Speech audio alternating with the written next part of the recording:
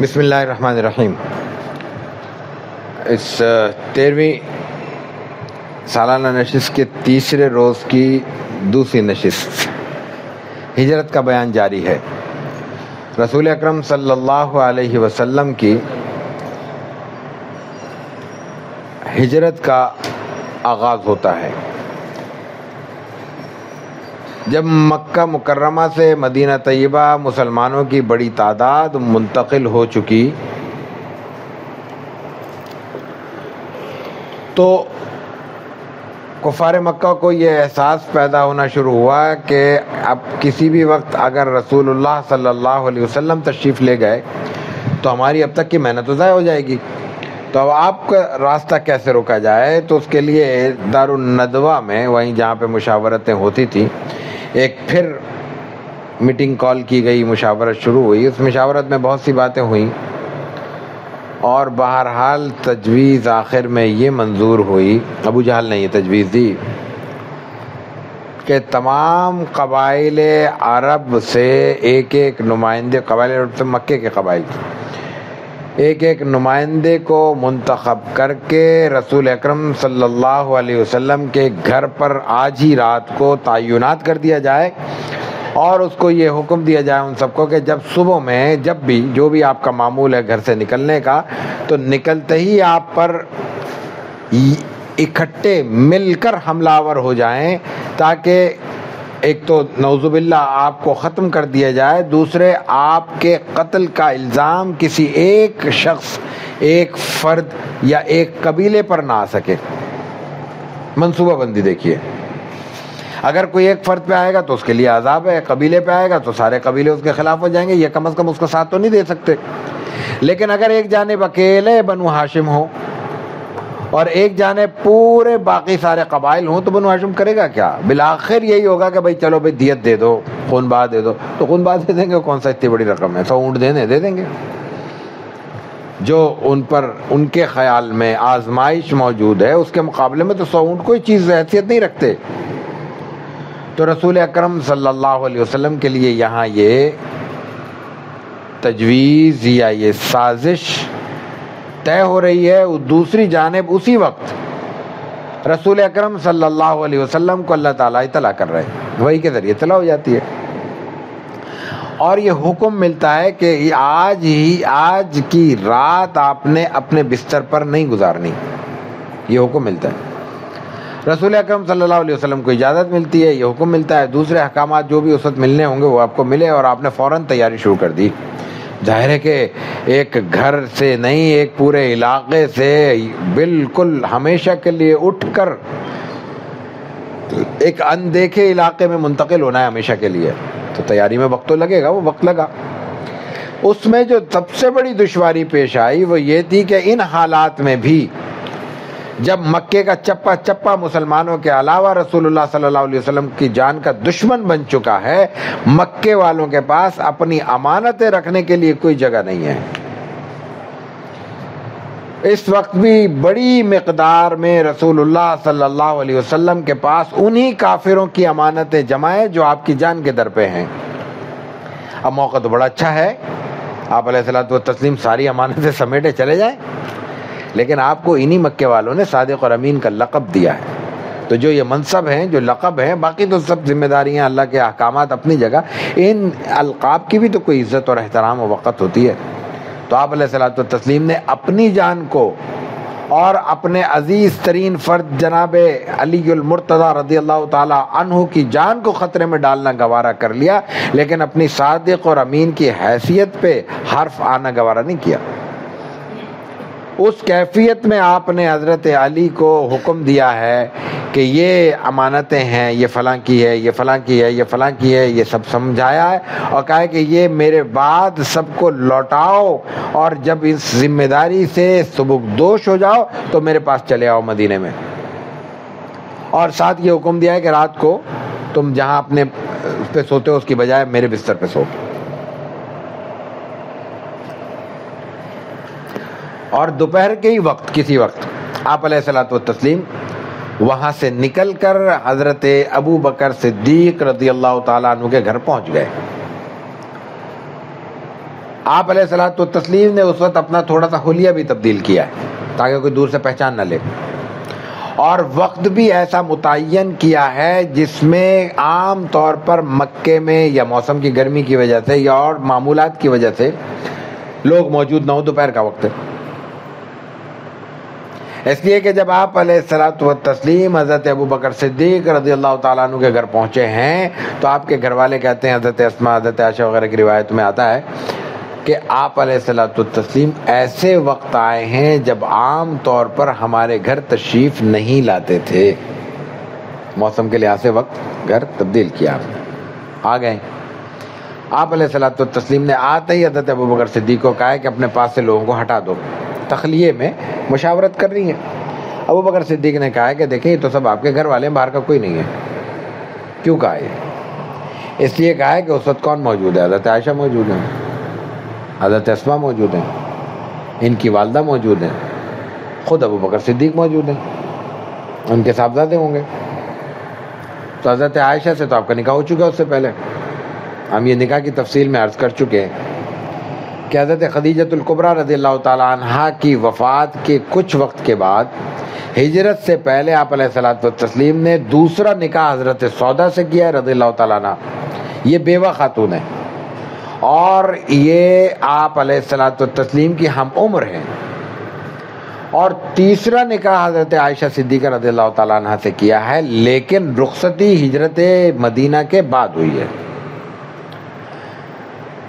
اس نسبت سے حضرت ابو بکر صدیق رضی اللہ تعالیٰ عنہ نے کہا یہ تو آپ کے گھر کے افراد ہیں، تو اس وقت ابو بکر صدیق رضی اللہ تعالیٰ عنہ نے کو آپ علیہ الصلوۃ والتسلیم نے فرمایا ہے کہ مجھے ہجرت کی اجازت مل گئی ہے۔ یہ سن کر ابو بکر صدیق رضی اللہ تعالیٰ عنہ نے سب سے پہلے یہ پوچھا ہے، اور میں یا رسول اللہ میرے لیے کیا حکم ہے؟ آپ نے کہا کہ آپ میرے ساتھ ہیں، تم میرے ساتھ ہو۔ حضرت عائشہ صدیقہ رضی اللہ تعالیٰ عنہ کی روایت ہے کہ میں نے، ظاہر بچی تھی نا چھوٹی، تو وہ اپنے اس بچپن کے اعتبار سے بات کر رہی ہیں کہ میں نے زندگی میں پہلی بار کسی کو خوشی سے روتے ہوئے دیکھا ہے، مطلب آنسو تو غم سے عموماً نکلتے ہیں نا، تو حضرت ابو بکر صدیق اس خوشی کے عالم میں، خوشی ہے نا حضور کے ساتھ معیت حاصل ہو رہی ہے، اس خوشی کے عالم میں رو پڑے، اور اس کے بعد سفر کی تیاریاں شروع ہو گئی ہیں۔ یہی وہ موقع ہے کہ جب آپ کی حضرت ابوبکر صدیق کی صاحبزادی حضرت اسماء بنت ابی بکر رضی اللہ تعالیٰ عنہ کو ذات النطاقین کا لقب ملا ہے۔ آپ علیہ الصلوۃ والتسلیم کے صحابہ کرام اور صحابیات کے حوالے سے مختلف القاب مشہور ہیں۔ آپ علیہ الصلوۃ والتسلیم نے مختلف چھوٹے بڑے صحابہ اور صحابیات کو کچھ لقب دیے ہیں یا کچھ حالات نے آپ کی نسبت سے دے دیے ہیں۔ ثابت بن قیس صحابی ہیں رضی اللہ تعالیٰ عنہ، ان کا نام ہے خطیب الرسول، خطیب النبی، کیوں کہ جب باہر سے وفود آتے تھے اور وہ وفود میں ان کے ہاں اس وقت خطابت کا بھی مقابلہ ہوا کرتا تھا تو حضور ثابت ہو کہتے تھے چلو تم بھی تقریر کرو، ہماری طرف سے تم بیان کرو، وہ خطیب ہو گئے۔ آپ کے علیہ الصلوۃ والتسلیم کے ربیب ہیں، آپ کی زوجہ محترمہ کے پہلے شوہر کے بیٹے ہند ابی حالہ، ان کا لقب ہے وصاف النبی صلی اللہ علیہ وسلم، حضور کا حلیہ بیان کرنے والے۔ حضرت سیدنا سید الشہداء حضرت حمزہ رضی اللہ تعالیٰ عنہ کا لقب ہے سید الشہداء، لقب ہے۔ حضرت علی المرتضیٰ رضی اللہ تعالیٰ عنہ کا لقب ہے ابو تراب، لقب ہے۔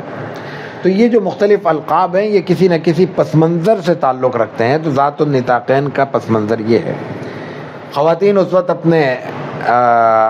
اپنے لباس کے طور پہ پیٹ میں کوئی پٹکا وٹکا سا کوئی چیز باندھا کرتی تھی، تو کوئی پتلا سا کوئی کپڑا، تو اس وقت جب سامان راستے کا تیار کیا جا رہا تھا تو کسی تھیلے ویلے کا منہ بند کرنے کے لیے کوئی چیز نہیں ملی۔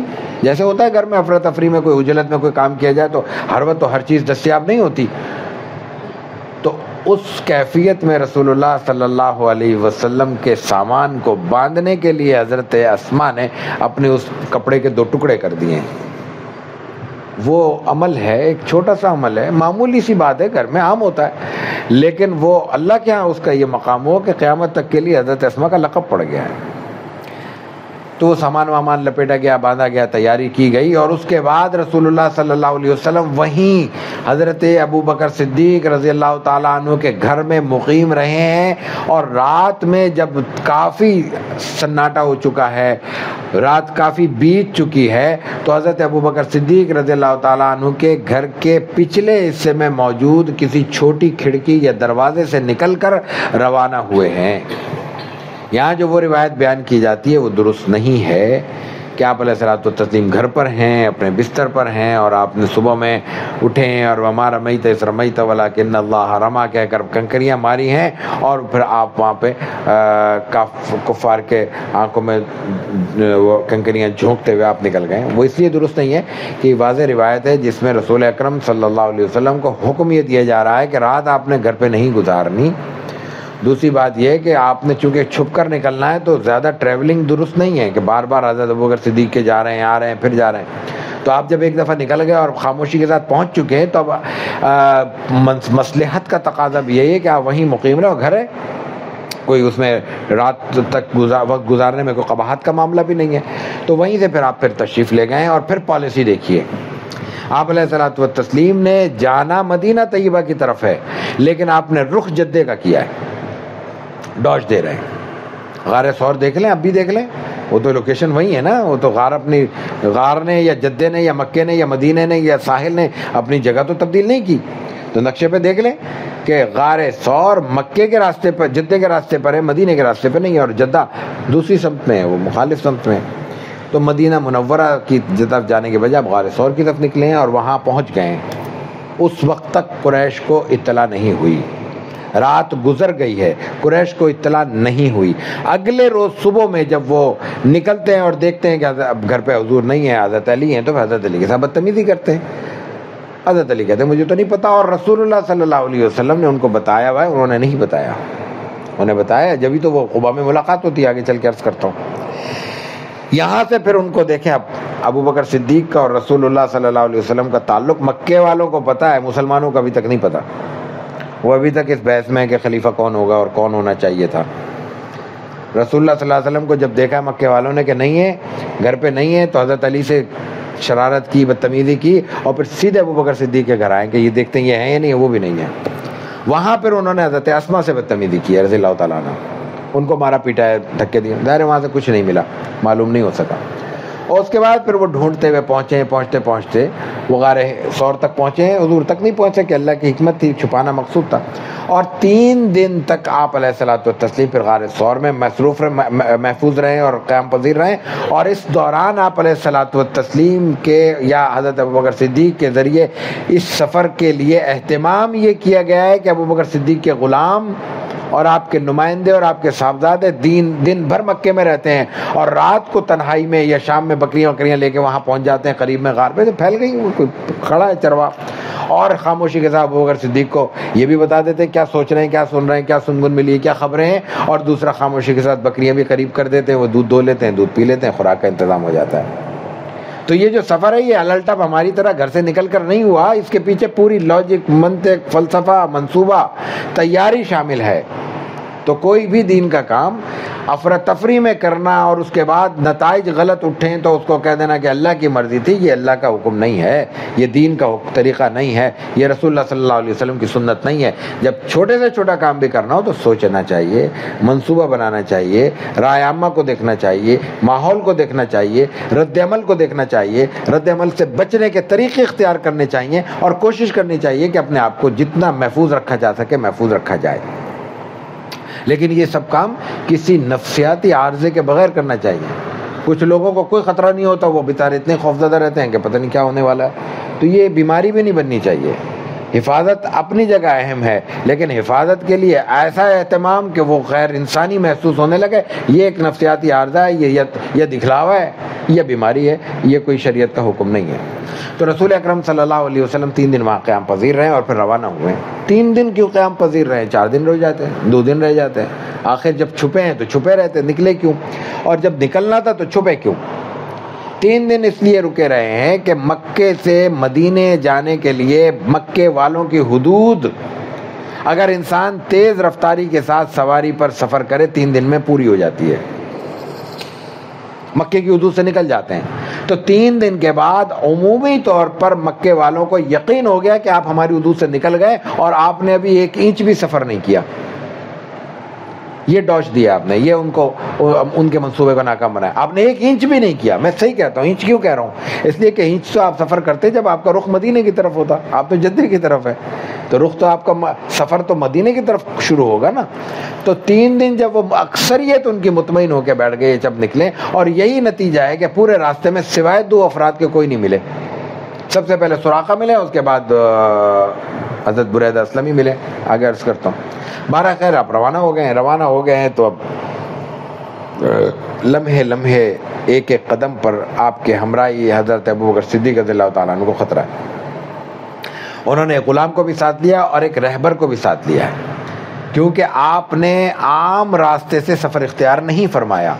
نکلنے کے بعد بھی آپ نے وہ راستہ اختیار کیا ہے جس پر لوگ سفر نہیں کرتے, اس لیے طریق الہجرہ الگ راستہ کہلاتا ہے. اور آج بھی جس کو ہم طریق الہجرہ کہتے ہیں, یا مکے والوں نے جس کو طریق الہجرہ ڈکلیئر کیا, وہ طریق الہجرہ نہیں ہے.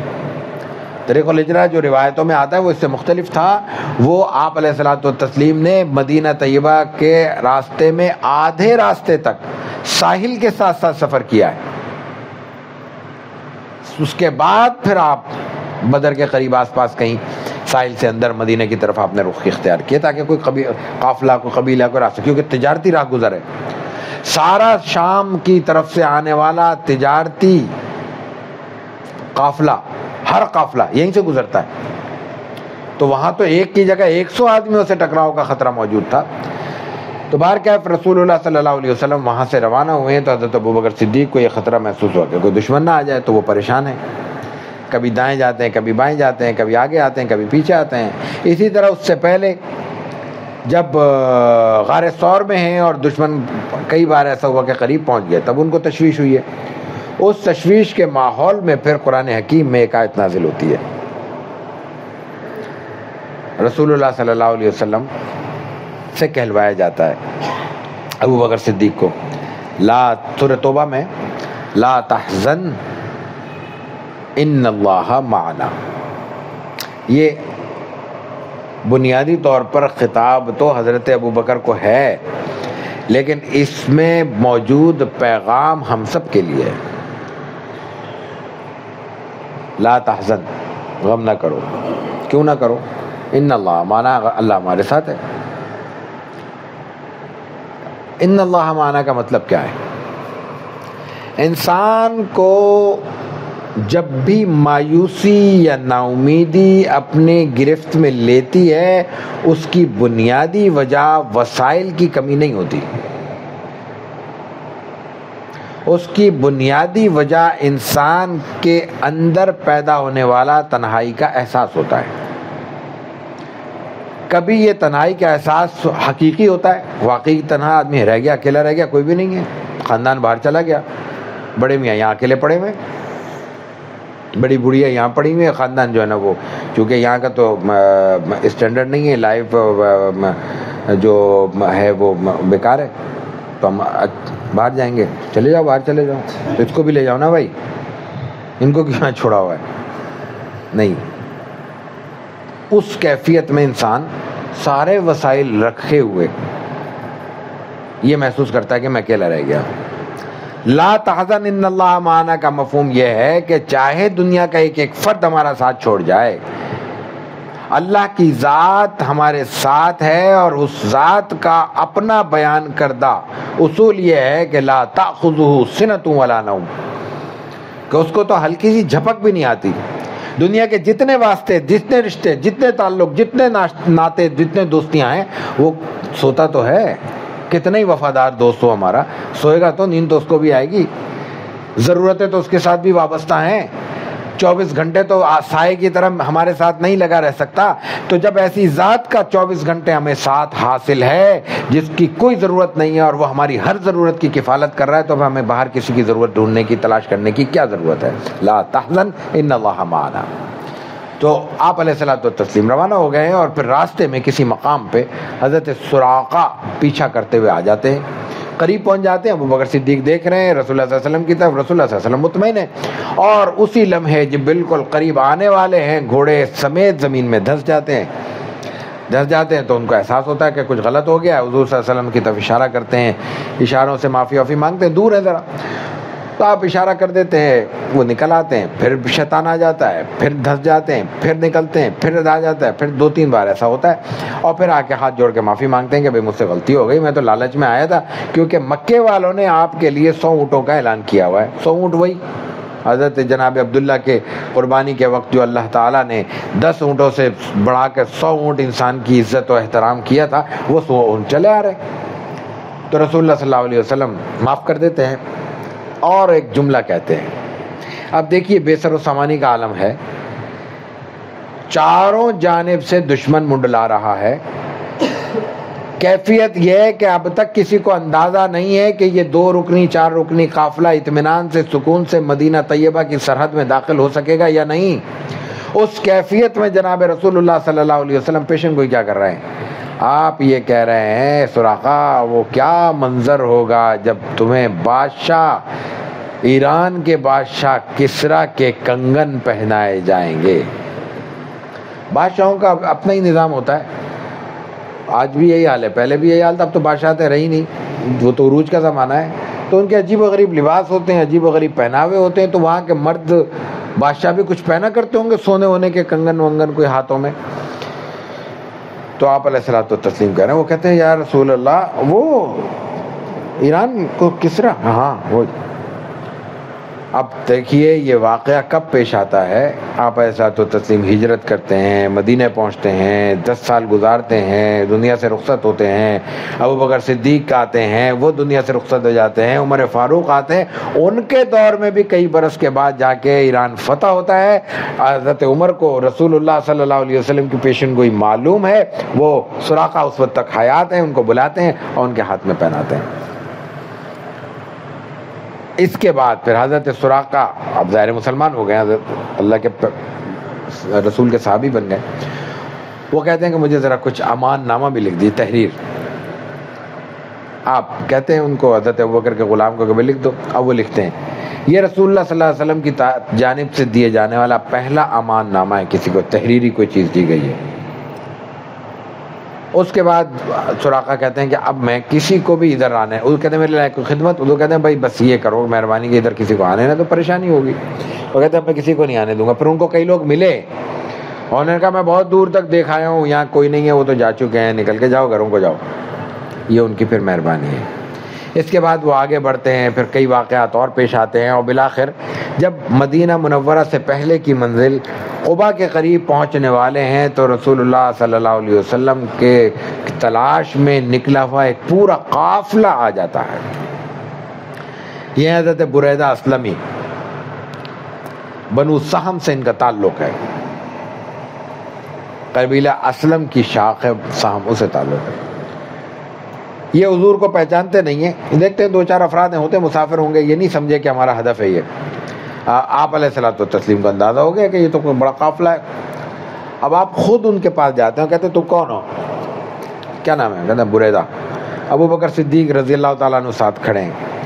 تو آپ کہتے ہیں معاملہ ٹھنڈا ہو گیا، برد ہے، برد ٹھنڈک کو کہتے ہیں، بریدہ ٹھنڈ. تو آپ اس سے نیک فال لیتے ہیں.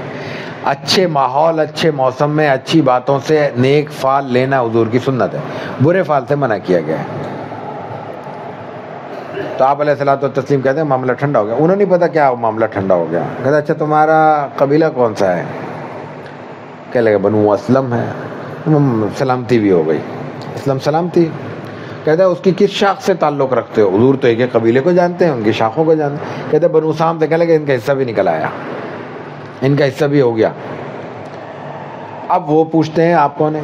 کہتے ہیں میں محمد عبداللہ ہوں یا محمد رسول اللہ فرمایا آپ نے. کہتے ہیں آپ فلاں ہیں؟ کہا یہی وہی ہوں. کیا آپ کیا کہتے ہیں؟ میں یہ کہتا ہوں اللہ ایک ہے، اللہ میں اللہ کا رسول ہوں اور فلاں اور فلاں. وہ کہتے ہیں لائیے آگے ہاتھ بڑھائیے، میں مسلمان ہوتا ہوں. مسلمان ہو گئے. آپ تصور کیجئے حالت یہ ہے کہ تلواریں ستی ہوئی ہیں، چند روز پہلے، کوئی مہینے نہیں گزرے ہیں، چھپ کر مکہ مکرمہ سے نکل رہے ہیں مدینہ منورہ ابھی پہنچے نہیں ہیں کہ اللہ تعالیٰ نے ایک پورا قافلہ عطا کر دیا ہے، 60 افراد ہیں ان کے ساتھ، اور اسی وقت رات میں مغرب عشاء کے وقت وہ یہ واقعہ پیش آتا ہے۔ تو مغرب عشاء کی یہ دونوں نمازیں اسی صحرا میں قباء سے پہلے رسول اکرم صلی اللہ علیہ وسلم نے نماز پڑھائی ہے، جماعت کی امامت کی ہے، اور 60 62 64 آدمی نے آپ کے پیچھے نماز پڑھی ہے چند دنوں میں۔ یہ در حقیقت مدینہ منورہ میں آپ علیہ الصلوۃ والتسلیم کی آمد کی تیاری ہے۔ اس کے بعد اگلے روز یا پھر کسی وقت آپ قباء میں داخل ہو گئے۔ یہ مجموعی طور پر سفر آپ کا 8 دن پر مشتمل ہے، جن میں تقریباً 7 ساڑھے 7 دن یہ سفر کے ہیں، 3 دن غار ثور کے ہیں، اور اس کے بعد آپ پیر کے روز قباء میں پہنچے ہیں، 4 روز آپ نے پھر یہاں قیام کیا ہے، اور جمعے کے روز آپ یہاں سے روانہ ہوئے ہیں اور مدینہ طیبہ اس جگہ پہنچے۔ میں اس پہ تفصیل عرض کرتا ہوں۔ اس پورے دورانیے میں 14 روز لگے ہیں۔ یہ سفر کی تفصیل ہے۔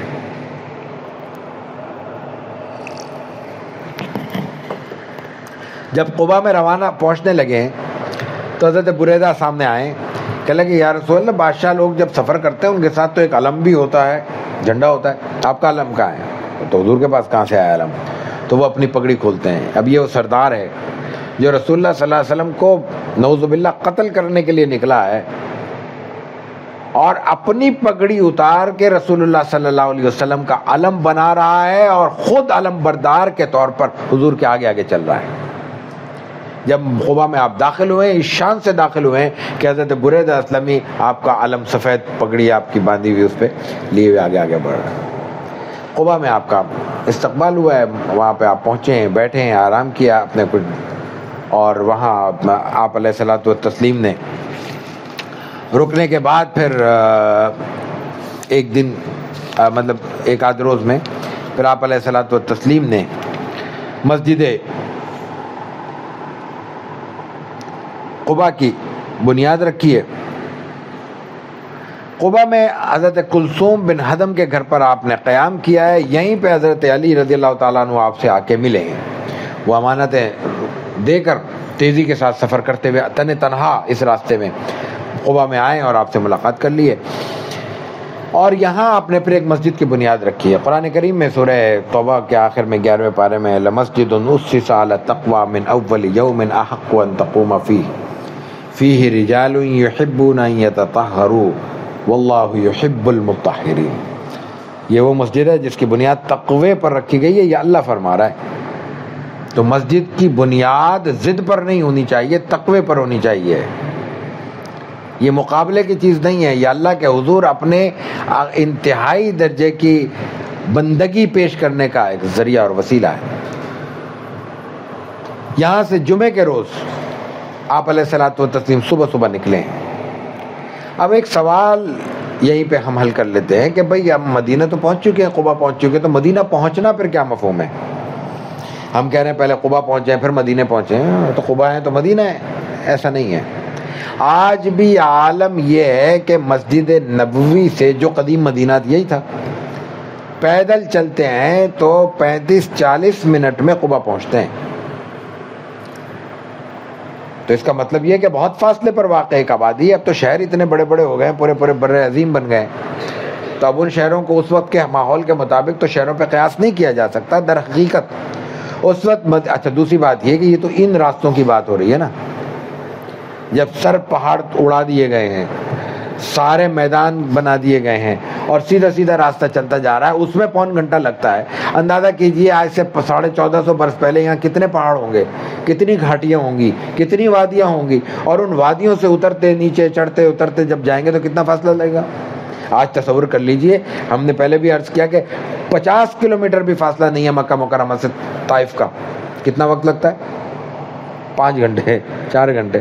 کیوں لگتے ہیں؟ پہاڑی علاقہ ہے، یعنی انتہائی اعلیٰ ترین سڑکوں پر انتہائی قیمتی ترین بڑی بڑی گاڑیوں میں یہ سفر کا عالم ہے، تو آج سے 1450 برس پہلے سفر کا کیا حال ہوگا؟ تو اس وقت مدینہ منورہ بہت پھیلی ہوئی آبادی تھی، جس میں ایک چھوٹے سے ٹکڑا جو تھا وہ مسجد نبوی کے اطراف میں موجود تھا، جہاں مسجد نبوی بعد میں بنائی گئی۔ اس کے علاوہ جو آبادیاں تھیں وہ اپنے اپنے قبیلوں کی طرف موسوم تھی، چنانچہ ایک آبادی قبا کے نام سے یاد کی جاتی تھی، باقی جیسے بنو قینقاع یہ الگ آبادی ہے، بنو قریظہ الگ آبادی ہے، بنو خزاعہ الگ آبادی ہے، بنو نذیر الگ آبادی ہے، اوس الگ آبادی ہے، خزرج الگ آبادی ہے، کعب اشرف کا قلعہ الگ آبادی ہے، بنو سالم بن عوف الگ آبادی ہے، اور پھر آگے جا کے احد کے دامن میں کچھ اور چھوٹی چھوٹی آبادیاں ہیں۔ تو جب آپ قبا پہنچے ہیں تو اندازہ کیجئے آج جب ہم مسجد قبا پہ کھڑے ہوتے ہیں تو سامنے ہمیں مسجد جمعہ کا مینار نظر آتا ہے، لیکن روایتوں میں آتا ہے کہ قبا سے آپ الصبح نکلے ہیں، اور جب جمعے کے وقت الصبح مطلب دن میں نکلے ہیں، اور جب جمعے کا وقت ہوا ہے تو محلہ سالم بن عوف پہنچے ہیں۔ تو اس کا مفہوم یہ ہے کہ وہ بہت پہاڑی علاقہ ہوگا اور وہاں بڑے گھومتے گھماتے وہاں تک پہنچے ہوں گے۔ تو آپ جب وہاں پہنچے تو وہاں جمعے کا وقت ہو گیا تھا، تو پھر وہاں آپ نے پہلا زندگی کا پہلا جمعہ ادا کیا ہے۔ ہم گزشتہ نشست میں عرض کر چکے ہیں کہ پہلی نماز جمعہ مسلمانوں کی تاریخ کی پہلی نماز وہ تو حضرت مصعب بن عمیر نے امامت کی ہے اور انہوں نے نماز پڑھائی ہے، لیکن اس کے علاوہ جب آپ علیہ الصلوۃ والتسلیم مدینہ طیبہ تشریف لائے تو آپ کی جمعہ کی پہلی نماز محلہ سالم بن عوف کی مسجد میں ہوئی ہے، جس کو اب مسجد جمعہ کہا جاتا ہے، اسی نسبت سے مسجد جمعہ کہا جاتا ہے۔ یہاں آپ نے جمعہ بھی پڑھایا ہے اور جمعے کا پہلا خطبہ بھی آپ نے یہاں ارشاد فرمایا، کتابوں میں موجود ہے۔ یہ آپ کی زندگی کا جمعے کا پہلا خطبہ ہے۔ یہاں سے پھر آپ روانہ ہوئے تو مسجد نبوی کی طرف، یعنی اس مقام تک جہاں مسجد نبوی پہنچتی ہے یہاں پر آپ پہنچے ہیں، اور پھر وہاں پہ روزانہ قبا میں بھی یہی حال تھا اور مدینے میں بھی کہ روزانہ لوگ آتے تھے، انصار کے صحابہ، بچے، بڑے، چھوٹے، جوان، اور آپ کا انتظار کرتے تھے کیونکہ اطلاع مل چکی تھی کہ آپ ہجرت کے لیے روانہ ہو گئے ہیں۔ تو پھر کسی شخص نے دیکھا ہے پکار کے، قبا میں بھی یہی ہوا ہے کہ یہودی نے آپ کو پہچانا ہے، دیکھو تمہارے نبی آ گئے، تو مسلمان دوڑے ہیں۔ یہاں بھی یہی ہوا ہے کہ کسی نے دیکھا ہے اور پھر اس نے آواز لگائی ہے۔ یہی وہ موقع ہے جس وقت پر بچیوں نے وہ طلع البدر علینا، 14ویں کا چاند ہم پر طلوع ہوا ہے، من ثنیات الوداع، کوہ ودا پہاڑ کا نام ہے، اس کی گھاٹیوں سے ثنیہ گھاٹی کو کہتے ہیں۔ وجب الشکر علینا، اس کی وجہ سے ہم پر شکر واجب ہے اللہ کا۔ ماذا للہ داعی، کب تک شکر واجب ہے؟ جب تک اللہ کا نام لینے والا موجود ہے، یعنی رسول اللہ صلی اللہ علیہ وسلم کی آمد ہمارے لیے اتنا بڑا انعام ہے کہ قیامت تک ہم ان پر لازم ہے کہ ہم اللہ کے رسول صلی اللہ علیہ وسلم کا شکر ادا کرتے رہیں۔ یہ ہے اس شعر کی بنیادی معنویت۔ اور ایھا المبعوث فینا جئت بالامر المطاع، اے مبارک ذات، یہ حضور کو خطاب ہے جو ہمیں پیغمبر بنا کر بھیجی گئی ہے، اور آپ اللہ کی طرف سے ہمیں ایسے احکامات لے کر آئے ہیں جن کی اطاعت ہم پر واجب ہے۔ اور مختلف اشعار کا بھی ذکر ملتا ہے۔ تو اس وقت مدینہ طیبہ کے بارے میں کہا جاتا ہے کہ مدینہ کی تاریخ میں 2 دن ایسے ہیں جو مدینہ کبھی نہیں بھلا سکتا۔ ایک خوشی کا دن ہے جب رسول اکرم صلی اللہ علیہ وسلم مدینہ تشریف لائیں، اس سے زیادہ مدینے کو، اہل مدینہ کو خوش نہیں دیکھا گیا، اور جس دن مدینے سے رسول اللہ صلی اللہ علیہ وسلم رخصت ہو رہے تھے اس سے زیادہ غمگین دن مدینے کی تاریخ میں نہیں تھا۔ آپ علیہ الصلوۃ والتسلیم وہاں آئے ہیں تو ہر شخص کی خواہش ہے کہ اس کے گھر پر ٹھہریں۔ آپ اونٹنی پر سوار ہیں اور آپ نے اس موقع پر بھی لوگوں کے جذبات کا احساس کیا ہے، جیسے میں نے عرض کیا کہ نقیبوں کے انتخاب میں آپ نے احساس کیا۔ اب کسی ایک کے گھر ٹھہرتے ہیں تو باقی جتنے ہیں وہ ظاہر ہے کہ ان کے لیے یہ دل شکنی کی بات ہے۔ تو آپ نے ایک جملہ کہا ہے کہ یہ میری اونٹنی اللہ کی طرف سے مامور ہے، اس میں میرا کوئی اختیار نہیں ہے، جہاں اللہ کو مقصود ہوگا وہاں یہ اونٹنی خود بخود رک جائے گی، اور وہ جہاں رکتی ہے وہ حضرت ابو ایوب انصاری رضی اللہ تعالی عنہ کا گھر ہے۔ ایک انصاری کو انصاری ہی کا حق تھا کہ رسول اللہ صلی اللہ علیہ وسلم کی میزبانی کریں، اور انصاری میں بھی پھر یہ مقام حضرت ابو ایوب انصاری کو حاصل ہوا۔ میں نے القاب کا بھی ذکر کیا، اس نسبت سے حضرت ابو ایوب انصاری رضی اللہ تعالیٰ عنہ کا لقب ہمیشہ کے لیے میزبان رسول ہو چکا ہے، اردو میں میزبان کہہ لیں۔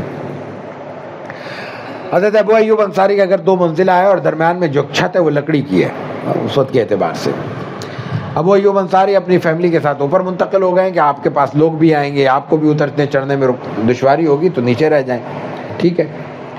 اور آپ کے گھر سے کھانا 1.5-2 مہینے آپ کے قیام رہا ہے. اس دوران مسلسل حضرت ابو ایوب انصاری رضی اللہ تعالیٰ عنہ کے گھر سے کھانا آیا. کتنی بڑی سعادت ہے حضرت ابو ایوب انصاری کے لیے. اس دوران دیکھیے ایک موقع ایسا آتا ہے, لکڑی کی چھت ہے, میں نے عرض کیا اوپر کوئی پانی کا برتن ٹوٹ جاتا ہے. پانی کا برتن لکڑی کی چھت پہ ٹوٹے گا تو پانی تو فوراً نیچے منتقل ہوگا. حضرت ابو ایوب انصاری گھر میں جتنے کپڑے پڑے ہوئے ہیں, کوئی لحاف ہے یا کوئی اس نوعیت کی چیز ہے, وہ سب اس پہ ڈال دیتے ہیں تاکہ پانی کا اثر نیچے رسول اللہ صلی اللہ علیہ وسلم تک نہ پہنچے. اور اس دوران آپ علیہ الصلوۃ والتسلیم کے پاس آنے والوں کی بھی میزبانی حضرت ابو ایوب انصاری رضی اللہ تعالیٰ عنہ کرتے ہیں. یہاں آنے کے بعد آپ علیہ الصلوۃ والتسلیم نے 4-5 بنیادی اقدامات کیے ہیں, جن میں سب سے پہلے مسجد نبوی کا قیام ہے. قباء میں جو آپ نے مسجد رکھی ہے, بنیاد رکھی ہے, وہ اپنے ہاتھ سے رکھی ہے.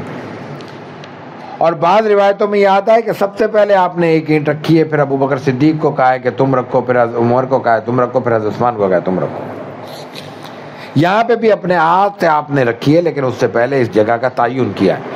جگہ کا تعین کرنے کے بعد یہ معلوم کیا کہ یہ جگہ کس کی ہے. معلوم ہوا کہ 2 یتیم بچوں کی ہے, بھائی ہیں 2 یتیم ہیں.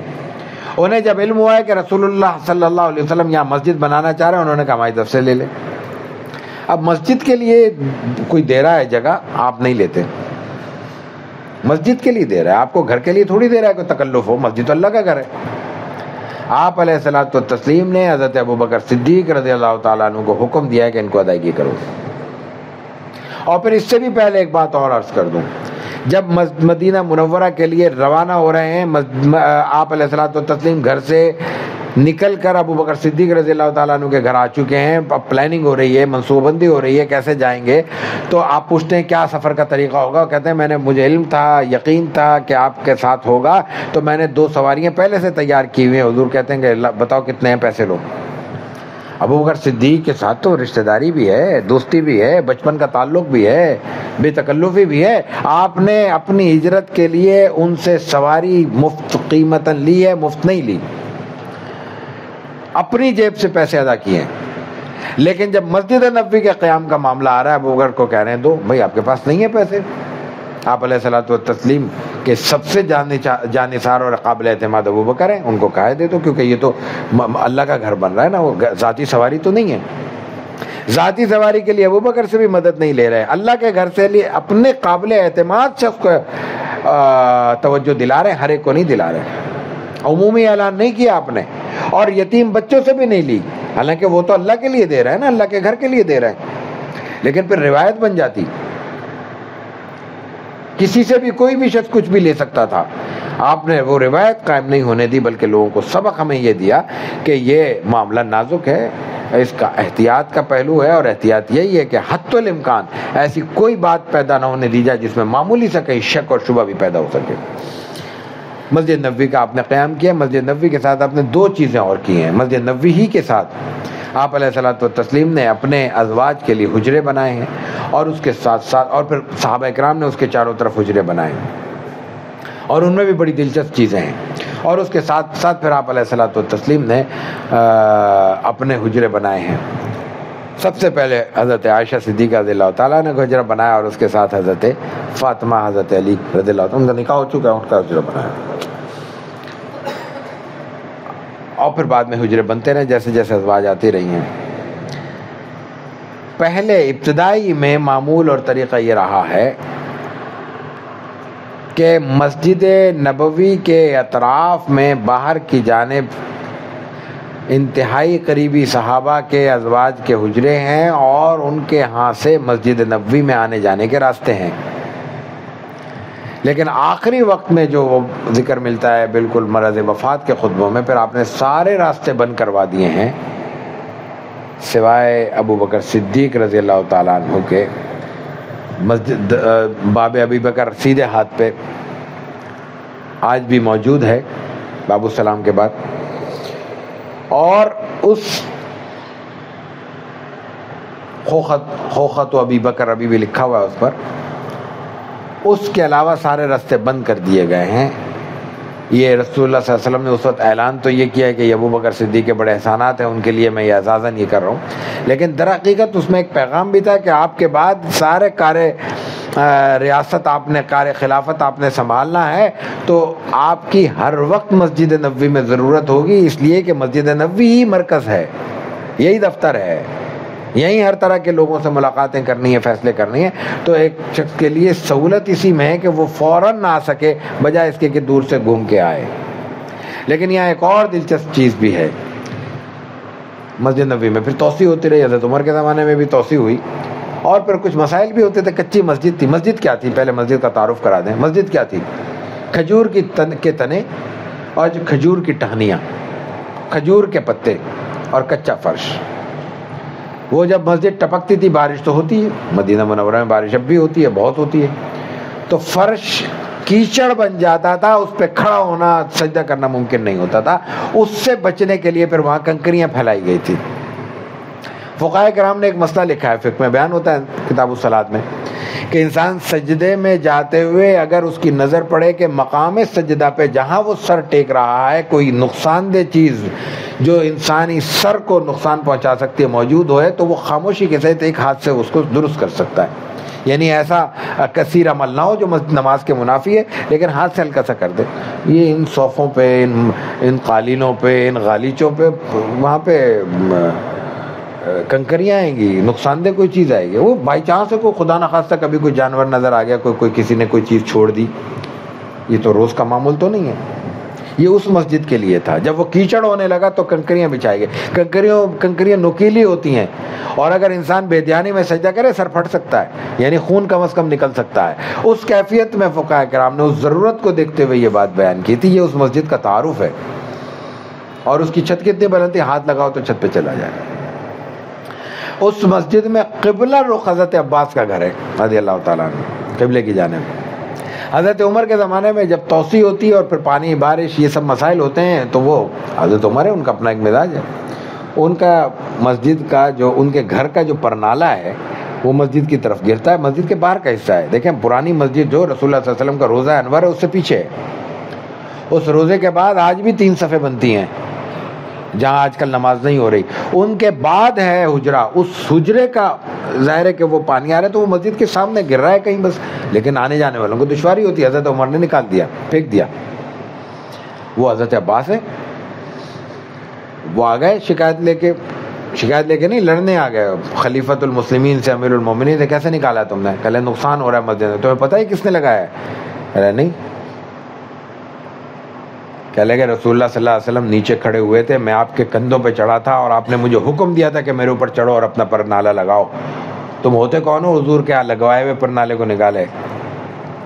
حضرت عمر رو پڑے، کہہ لے کہ ابھی میرے اوپر چڑھو اور اسی طرح دوبارہ لگاؤ، جب تک لگاؤ گے نہیں میں ہٹوں گا نہیں۔ حضرت عباس حضرت عمر کے کندھے پہ چڑھے ہیں اور اوپر کھڑے ہو کے انہوں نے پھر اوپر نالہ لگوایا ہے۔ یہ مسجد نبوی تھی۔ اور پھر یہاں آپ نے ایک چیز قائم کی، حجرے بنائے۔ حجرے کیا تھے؟ 10x6 کے حجرے تھے۔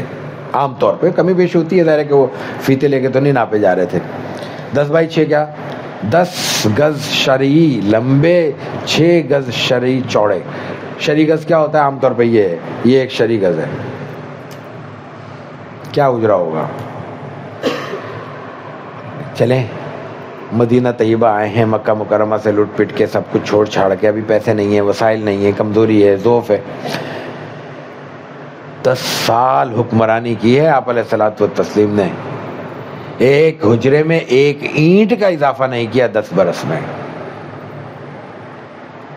بدل سکتے تھے نا، لوگ کہاں سے کہاں پہنچ گئے اپنے تمول میں۔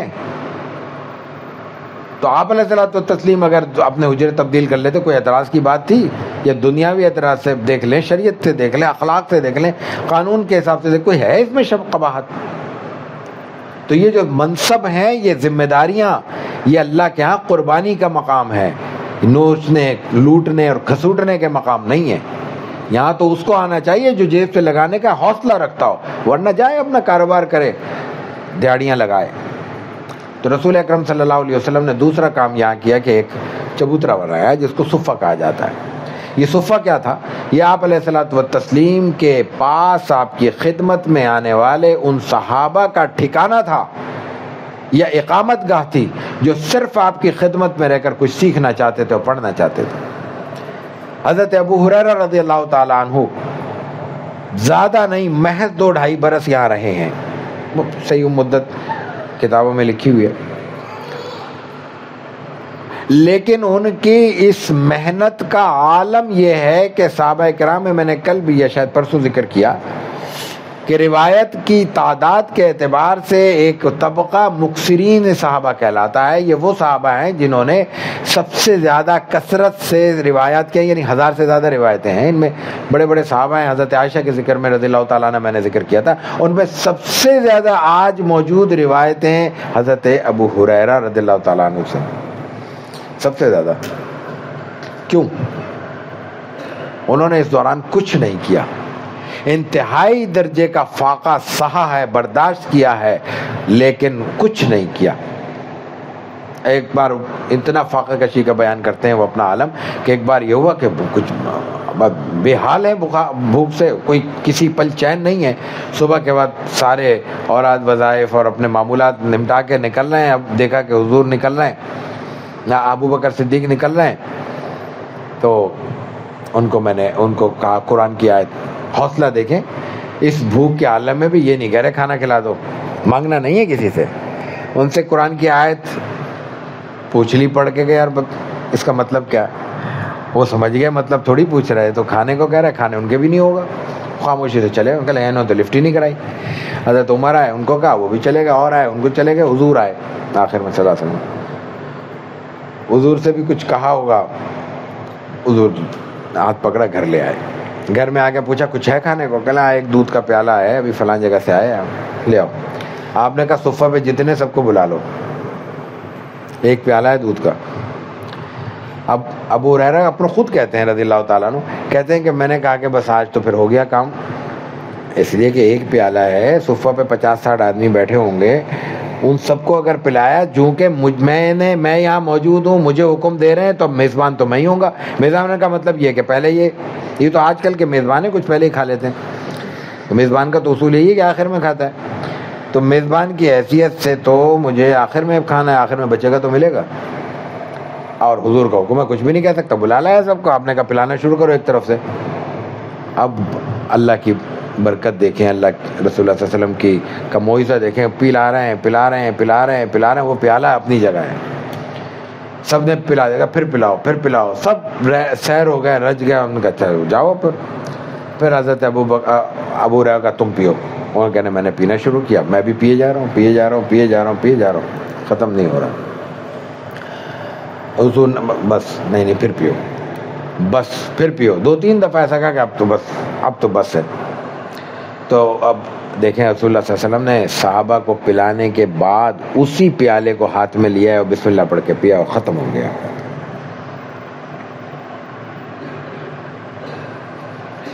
ہم تو اپنا جھوٹا اہتمام کے ساتھ لوگوں کو پلاتے ہیں، بانٹتے ہیں کہ لو بھائی تبرک حاصل کر لو۔ رسول اللہ صلی اللہ علیہ وسلم نے لوگوں کو پلایا ہے اور ان کا جھوٹا خود پیا ہے۔ تو یہ تھا صفہ، یہ آپ نے قائم کیا، اور اس کے ساتھ پھر آپ نے مواخات قائم کی۔ مواخات کا لفظ ذکر کر چکے ہیں مکی عہد میں کہ آپ علیہ الصلوۃ والتسلیم نے انصار، مکی عہد کی مواخات الگ تھی، یہ مدنی عہد ہے، وہ مسلمانوں مکی والوں کے مکے کے دوران تھی، یہ مکے والوں اور مدینے والوں کے درمیان ہے، انصار اور مہاجرین کے درمیان ہے۔ اور اس کا طریقہ یہ تھا کہ آپ ایک کو بلاتے تھے، تم آؤ تم دونوں بھائی ہو، اور صرف یہ بھائی نہیں تھے، یہ سگے بھائی تھے، اور ان میں یہ حکم تھا کہ ان کی مرنے کے بعد ان کی وراثت بھی آپس میں تقسیم ہوگی۔ اور اس حکم کو انصاری صحابہ نے اس طرح قبول کیا ہے کہ گھروں میں جا کے اگر کسی کی 2 ازواج تھیں، 2 بیویاں تھیں، انہوں نے کہا کہ آپ پسند کر لیں، میں اس کو طلاق دے دیتا ہوں، عدت کے بعد سے نکاح کر لیں۔ یہ حضور نے کہا نہیں تھا الفاظ میں، یہ کہا تھا یہ تمہارے بھائی ہیں بس، اور تمہارے ہر معاملے میں آدھے کے شریک ہیں۔ تو انہوں نے کہا پھر جب ہر معاملے میں آدھے کے شریک ہیں تو پھر یہ بیویوں میں بھی شریک ہیں، ضابطے کے مطابق جو بھی شریعت کا حکم ہے۔ تو آپ علیہ السلام صحابہ نے ایسا مہاجرین صحابہ نے یہ آفر قبول نہیں کی، لیکن انہوں نے کی، انہوں نے اپنا ثواب کما لیا۔ یہ مواخات برقرار رہی ہے، اس کی حیثیت تو آخر تک برقرار رہی ہے، لیکن یہ جو حیثیت تھی کہ وہ سگے رشتہ داروں کی طرح، سگے بھائیوں کی طرح وراثت میں حصے دار ہوں گے، یہ پھر بعد میں ختم کر دی گئی تھی. اور مہاجرین کو آپ علیہ الصلوۃ والتسلیم نے جنگوں کے ذریعے جو بعض اوقات اچھا مال غنیمت ملا، اس کے بعد ان کو اپنے معاملات میں خود کفیل کر دیا گیا، بھائی تم اپنا کاروبار الگ کرو، ان کا کاروبار الگ ہے. بہرحال یہ آپ نے مواخات کیے. اس کا بنیادی مقصد یہ تھا کہ یہ ان کو سہارا ملے مکے سے آنے والے مہاجرین کو، اور مکے اور مدینے دو علاقے ہیں، دو الگ الگ کلچر ہیں، ان دونوں میں کہیں ٹکراؤ پیدا نہ ہو.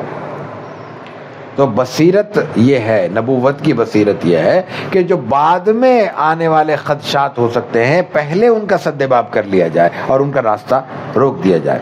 اس کے بعد آپ علیہ الصلوۃ والتسلیم کے پاس اسی وقت مختلف وفود آنا شروع ہوئے ہیں، اور خصوصاً یہود کے کچھ لوگوں نے آپ علیہ الصلوۃ والتسلیم سے بیعت کرنا اور آپ پر ایمان لانا شروع کیا، جن میں سب سے پہلے عبداللہ ابن سلام ہیں.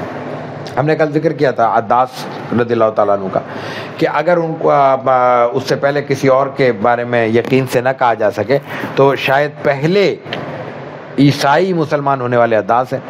اس سے پہلے ہم نے وحی کے ذکر میں بیان کیا تھا کہ ورقہ بن نوفل مسلمان ہوئے ہیں.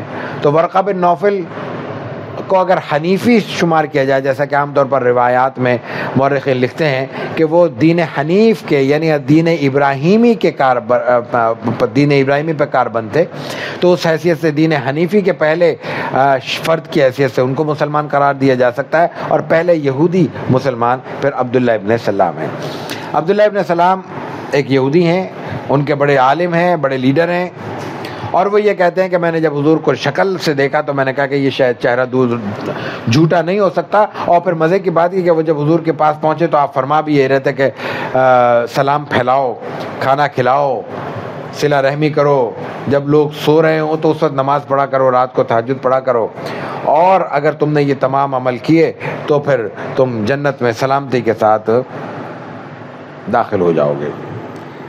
تو حضرت عبداللہ ابن سلام حضرت یوسف علیہ السلام کے خاندان میں سے تھے، ان کی نسب میں سے تھے، اور تورات کے بہت بڑے عالم تھے.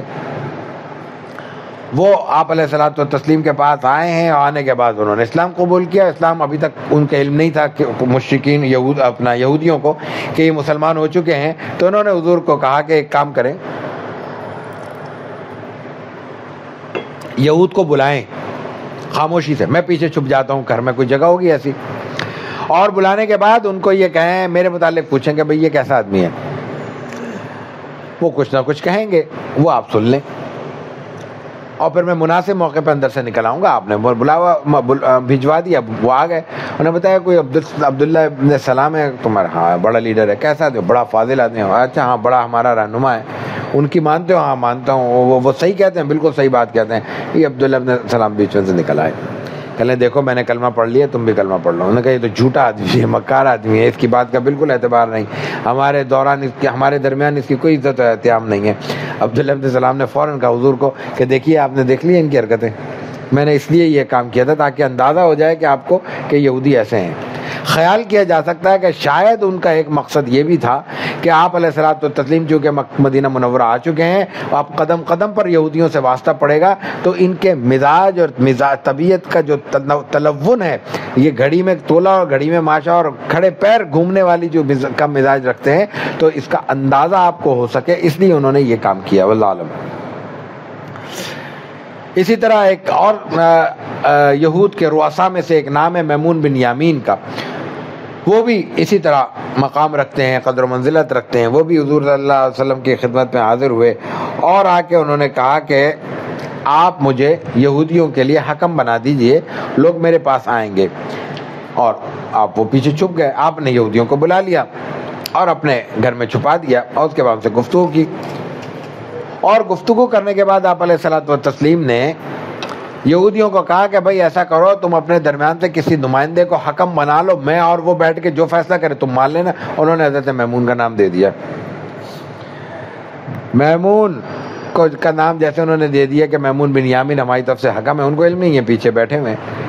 اور وہ رسول اکرم صلی اللہ علیہ وسلم کا کلمہ پڑھ چکے. میمون باہر آ گیا, انہوں نے کہا اشہد ان لا الہ الا اللہ و اشہد ان محمد رسول اللہ, مگر یہود نے انکار کر دیا, ان کی تصدیق نہیں کی. آپ علیہ الصلوۃ والتسلیم مدینہ منورہ میں جب آئے ہیں تو سب سے پہلے ان تمام اقدامات کے بعد جو اہم ترین چیز ہوئی ہے وہ آتے ہی آپ کو جہاد کی اجازت ملی ہے اور غزوات کا ایک سلسلہ شروع ہوا ہے.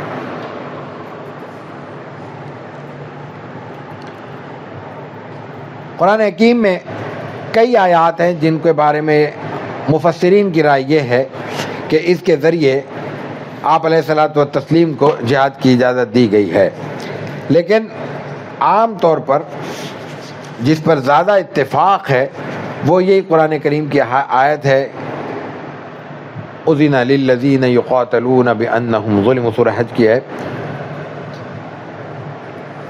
مسلمانوں کو حکم دیا جا رہا ہے کہ اذن للذین, ان کو اجازت دی جا رہی ہے کہ وہ اللہ کے راستے میں جہاد کریں. کیوں کریں؟ بانہم ظلموا, ان پر ظلم کیا گیا ہے اور ان سے کافروں نے لڑائی کی ہے. وَإِنَّ اللَّهَ عَلَىٰ نَصْرِهِمْ لَقَدِيرٌ, اللہ تعالیٰ ان کی مدد پر قادر ہے.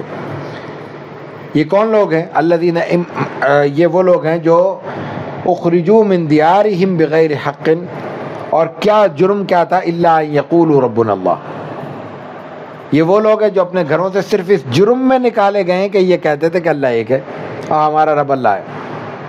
اور یہ اجازت کیوں دی جا رہی ہے؟ وَلَوْلَا دَفْعُ اللَّهِ النَّاسَ بَعْضَهُم بِبَعْضٍ لَهُدِّمَتْ صَوَامِعُ وَبِيَعٌ وَصَلَوَاتٌ وَمَسَاجِدُ يُذْكَرُ فِيهَا اسْمُ اللَّهِ كَثِيرًا. اگر اللہ تعالیٰ ایسی اجازتیں حکومتوں کو, ریاستوں کو نہ دے تو اس کا نتیجہ یہ ہوگا کہ صرف مساجد نہیں, مسجد کیا ہے؟ یہ مسلمانوں کی عبادت گاہ ہے نا, دوسری قوموں کی عبادت گاہ ہے, اپنا اپنا تشخص, اپنی اپنی شناخت رکھتی ہیں. یہاں سب کا ذکر کر رہا ہے قرآن کریم. لَهُدِّمَتْ صَوَامِعُ وَبِيَعٌ وَصَلَوَاتٌ وَمَسَاجِدُ يُذْكَرُ فِيهَا اسْمُ اللَّهِ كَثِيرًا. نہ گرجے بچیں گے, نہ کنیسے بچیں گے, نہ مندر بچیں گے, نہ گردوارے بچیں گے, کچھ نہیں بچے گا. کیوں؟ یہ آپس میں ایک دوسرے سے لڑیں گے. تو اللہ تعالیٰ نے ان کو, عبادت گاہوں کو بچانے کے لیے جہاد فرض کیا ہے.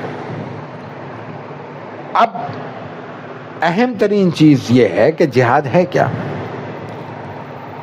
رسول اکرم صلی اللہ علیہ وسلم نے جس لفظ کو استعمال کیا ہے, قرآن کریم نے جو لفظ استعمال کیا ہے, یا آپ علیہ الصلوۃ والتسلیم نے جو طریقہ عطا کیا وہ کیا ہے؟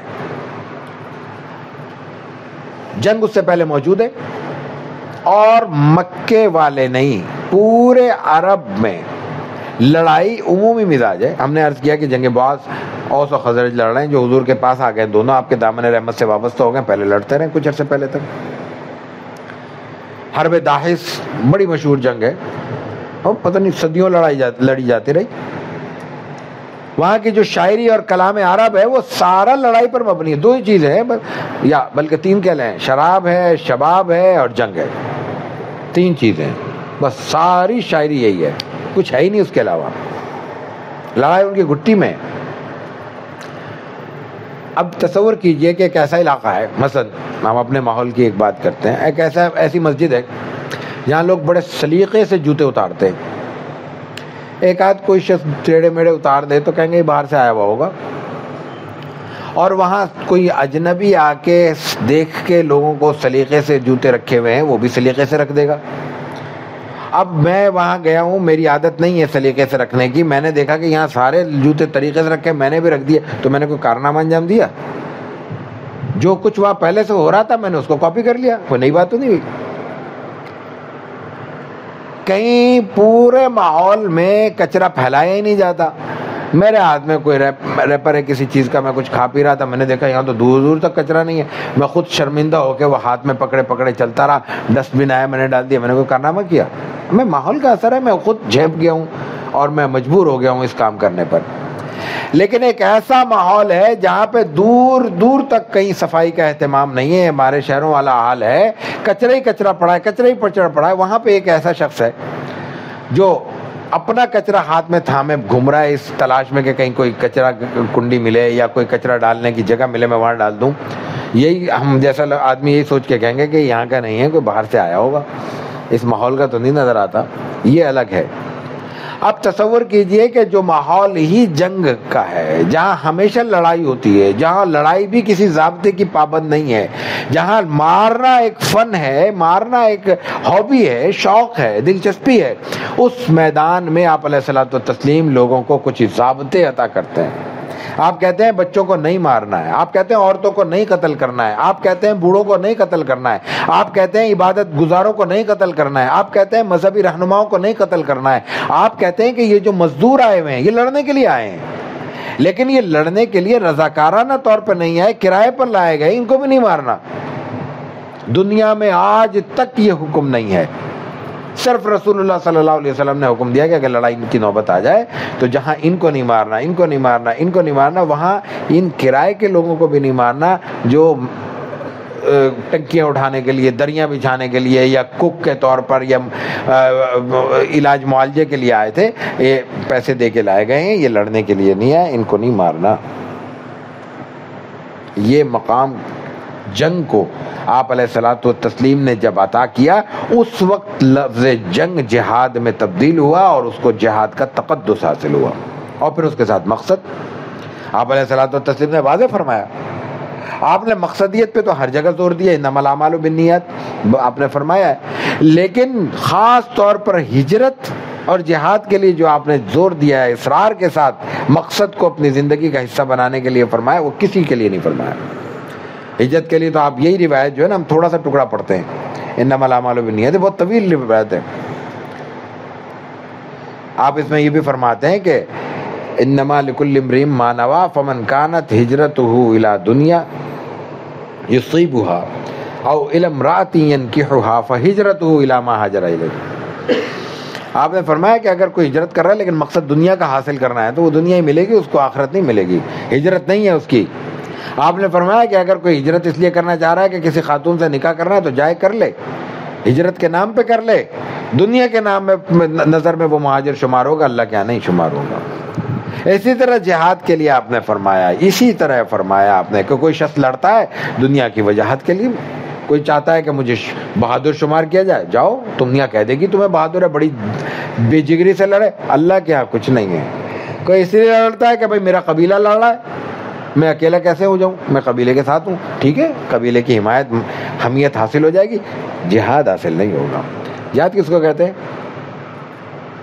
صرف اس لیے کہ خالصتاً لوجہ اللہ الکریم تلوار اٹھائی جائے اور اللہ کے بتائے ہوئے طریقے کے مطابق اٹھائی جائے.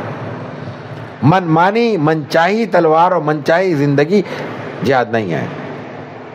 اور یہ مقام صرف اور صرف تاریخ میں پہلی بار رسول اکرم صلی اللہ علیہ وسلم کی برکت سے حاصل ہوا ہے کہ اٹھی ہوئی تلوار بھی اس مقصد کے ماتحت مقصد کے اس قدر پابند ہوئی ہے کہ وہ گرنے سے پہلے جب اس تلوار چلانے والے کو یہ اندازہ ہوا ہے کہ یہ اپنے مقصد سے ہٹ رہی ہے تو وہ اوپر بلند ہونے کے بعد نیچے آنے سے پہلے روک دی گئی ہے. تلوار کا وزن معلوم ہے کتنا ہوتا ہے؟ ایک معمولی درمیانے درجے کی تلوار 10 کلو سے زیادہ بھاری ہوتی تھی. 18 کلو تک کی، 20 کلو تک کی تلواریں بھی رکھی ہوئی ہیں میوزیم میں مختلف جگہوں پہ. تصور کریں 10 کلو لوہا اٹھا کے کسی انسان پہ، جیتے جاگتے انسان پہ مارا جب جا رہا ہوگا تو انسان کا بلڈ پریشر کس قدر ہوگا، کس لیول پہ ہوگا، اور اس وقت اس کو روکنے کے لیے کتنی قوت چاہیے ہوگی. جنگ بدر کا واقعہ ہے. ابو دجانہ رضی اللہ تعالیٰ عنہ کو رسول اللہ صلی اللہ علیہ وسلم نے اپنی تلوار دی ہے، وہ تلوار لے اور یہ کہہ کے دی ہے کہ کون ہے جو اس تلوار کا حق ادا کرے گا. کیا موٹیویشن ہوگا اس وقت اس صحابی کا جس نے یہ کہہ کر، یہ سن کر رسول اکرم صلی اللہ علیہ وسلم سے تلوار لی ہوگی کہ ایک تو یہ حضور کی تلوار ہے اور ایک اس کے ساتھ حق وابستہ ہے حضور کا. کیا کیفیت ہوگی؟ اس کیفیت پہ وہ مارتے جا رہے ہیں کفار کو، اور مارتے مارتے مارتے مارتے اچانک محسوس، کیونکہ وہ لڑائی میں کیفیت یہ ہوتی ہے کہ خود پہنا ہوا ہے، زرہ پہنی ہوئی ہے، چہرہ ڈھکا ہوا ہے، جسم ڈھکا ہوا ہے، یہی اندازہ نہیں ہو رہا کہ مرد عورت ہے، کچھ جا کے یہ پتہ چلے کہ یہ کون ہے. پورا جسم ڈھانپا ہوا ہے نا. اس کیفیت میں مارتے مارتے وہ ان کے تلوار کے نیچے ایک جسم، ایک وجود آ جاتا ہے، لیکن اچانک ان کو علم ہوتا ہے، اندازہ ہوتا ہے کہ یہ عورت ہے. وہ عورت دشمن کے خاندان کی عورت ہے، دشمن کی عورت ہے اس وقت وہ، اور وہ لڑنے کے لیے آئی ہے میدان میں، اور وہ لڑ رہی ہے، لڑائی کا باقاعدہ حصہ ہے، باہر بیٹھ کے مرم پٹی نہیں کر رہی. اس کیفیت میں تصور کیجئے اللہ کے رسول صلی اللہ علیہ وسلم کے ایک صحابی کو اندازہ ہوتا ہے خاتون ہے، تلوار رک جاتی ہے. تلوار اٹھا کے روک کے دکھائیں ذرا، کر کے دیکھیں تجربہ. اس 15 کلو کی تلوار کو، 12 کلو کی تلوار کو اس لڑائی کی کیفیت میں سر سے بلند ہونے کے بعد نیچے لانے کے لیے جو بیریئر چاہیے وہ عام انسان کے پاس ممکن نہیں ہے، کوئی رکاوٹ نہیں ہے. وہ رک گئی ہے، اس خاتون پہ نہیں چلی. اور آگے فرمایا انہوں نے کہ یہ اللہ کے رسول صلی اللہ علیہ وسلم کی تلوار ہے، یہ کسی خاتون پہ نہیں اٹھ سکتی. یہ جہاد ہے. تو آپ علیہ الصلوۃ والتسلیم کو اجازت مل گئی ہے جہاد کی، اور آپ علیہ الصلوۃ والتسلیم نے پھر جہاد کا آغاز کر دیا ہے. جہاد کے آغاز کرنے کے بعد آپ علیہ الصلوۃ والتسلیم نے مختلف لشکر روانہ کیے ہیں. ان روانہ کیے ہوئے لشکروں میں دو طرح کے لشکر ہیں. کچھ کو غزوات کہا جاتا ہے، کچھ کو سرایا کہا جاتا ہے. سرایا سریے کی جمع ہے اور غزوات غزوے کی جمع ہے. غزوہ اس لڑائی کو کہتے ہیں جس میں رسول اکرم صلی اللہ علیہ وسلم خود بنفس نفیس شریک ہوئے، خود شریک ہوئے. ان کی تعداد 27-28 بیان کی جاتی ہے. 29ویں بعض نے کی ہے. وہ بعض اوقات ایک سفر میں 2 واقع ہوئے ہیں تو 2 نے الگ کر دیا، کسی نے ایک شمار کر لیا. واقعات تو نہیں ہیں. اور سریہ اس لشکر کو کہتے ہیں جو رسول اللہ صلی اللہ علیہ وسلم نے روانہ تو خود کیا ہے لیکن خود تشریف نہیں لے گئے. اور یہ سریہ 1-2 افراد سے لے کر سینکڑوں افراد تک مشتمل رہا ہے. ان کی تعداد عام طور پہ 80 بیان کی جاتی ہے. لیکن یہ بات یاد رکھنے کی ہے کہ یہ ساری کی ساری 80 اور 28 27 شمار کر لیں، 29 شمار کر لیں تو یہ 109 ہو جاتے ہیں. ان میں لڑائیاں سب میں نہیں ہوئی، اور ان سب کا مقصد لڑائی تھا بھی نہیں. سرایا کے عام طور پر 3 مقاصد تھے. آپ علیہ الصلوۃ والتسلیم نے کچھ لشکر اس لیے روانہ کیے ہیں کہ حالات کا جائزہ لیں، اور حالات کا جائزہ لینے میں بھی پھر 2 چیزیں شامل ہوا کرتی تھیں. کچھ تو یہ حالات دیکھیں کہ یہاں لڑنا ہے ہم نے، یہ موقع ایسا ہے کہ دشمن ہے، دشمن سے مقابلہ تو کرنا ہے، لیکن دشمن کے مقابلے سے پہلے بھی تو تیاری ہوگی.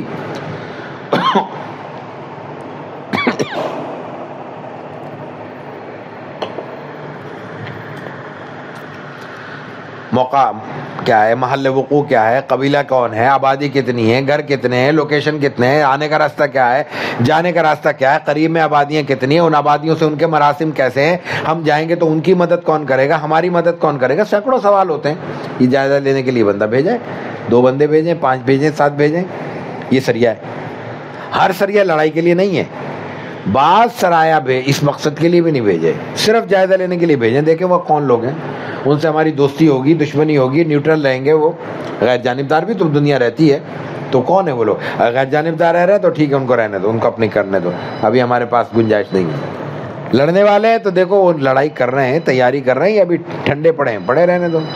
لیکن اگر کوئی لڑائی کا موقع آ رہا ہے تو پھر لڑنے کی تیاری کی جائے. جنگ میں خاص طور پر رسول اللہ صلی اللہ علیہ وسلم کی ایک واضح حکمت عملی ہے.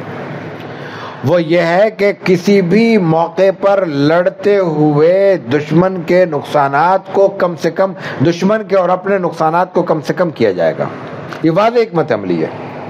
اور اس مقصد کے لیے اگر آگے بڑھ کر حملہ کرنا پڑے تو کر دیا جائے،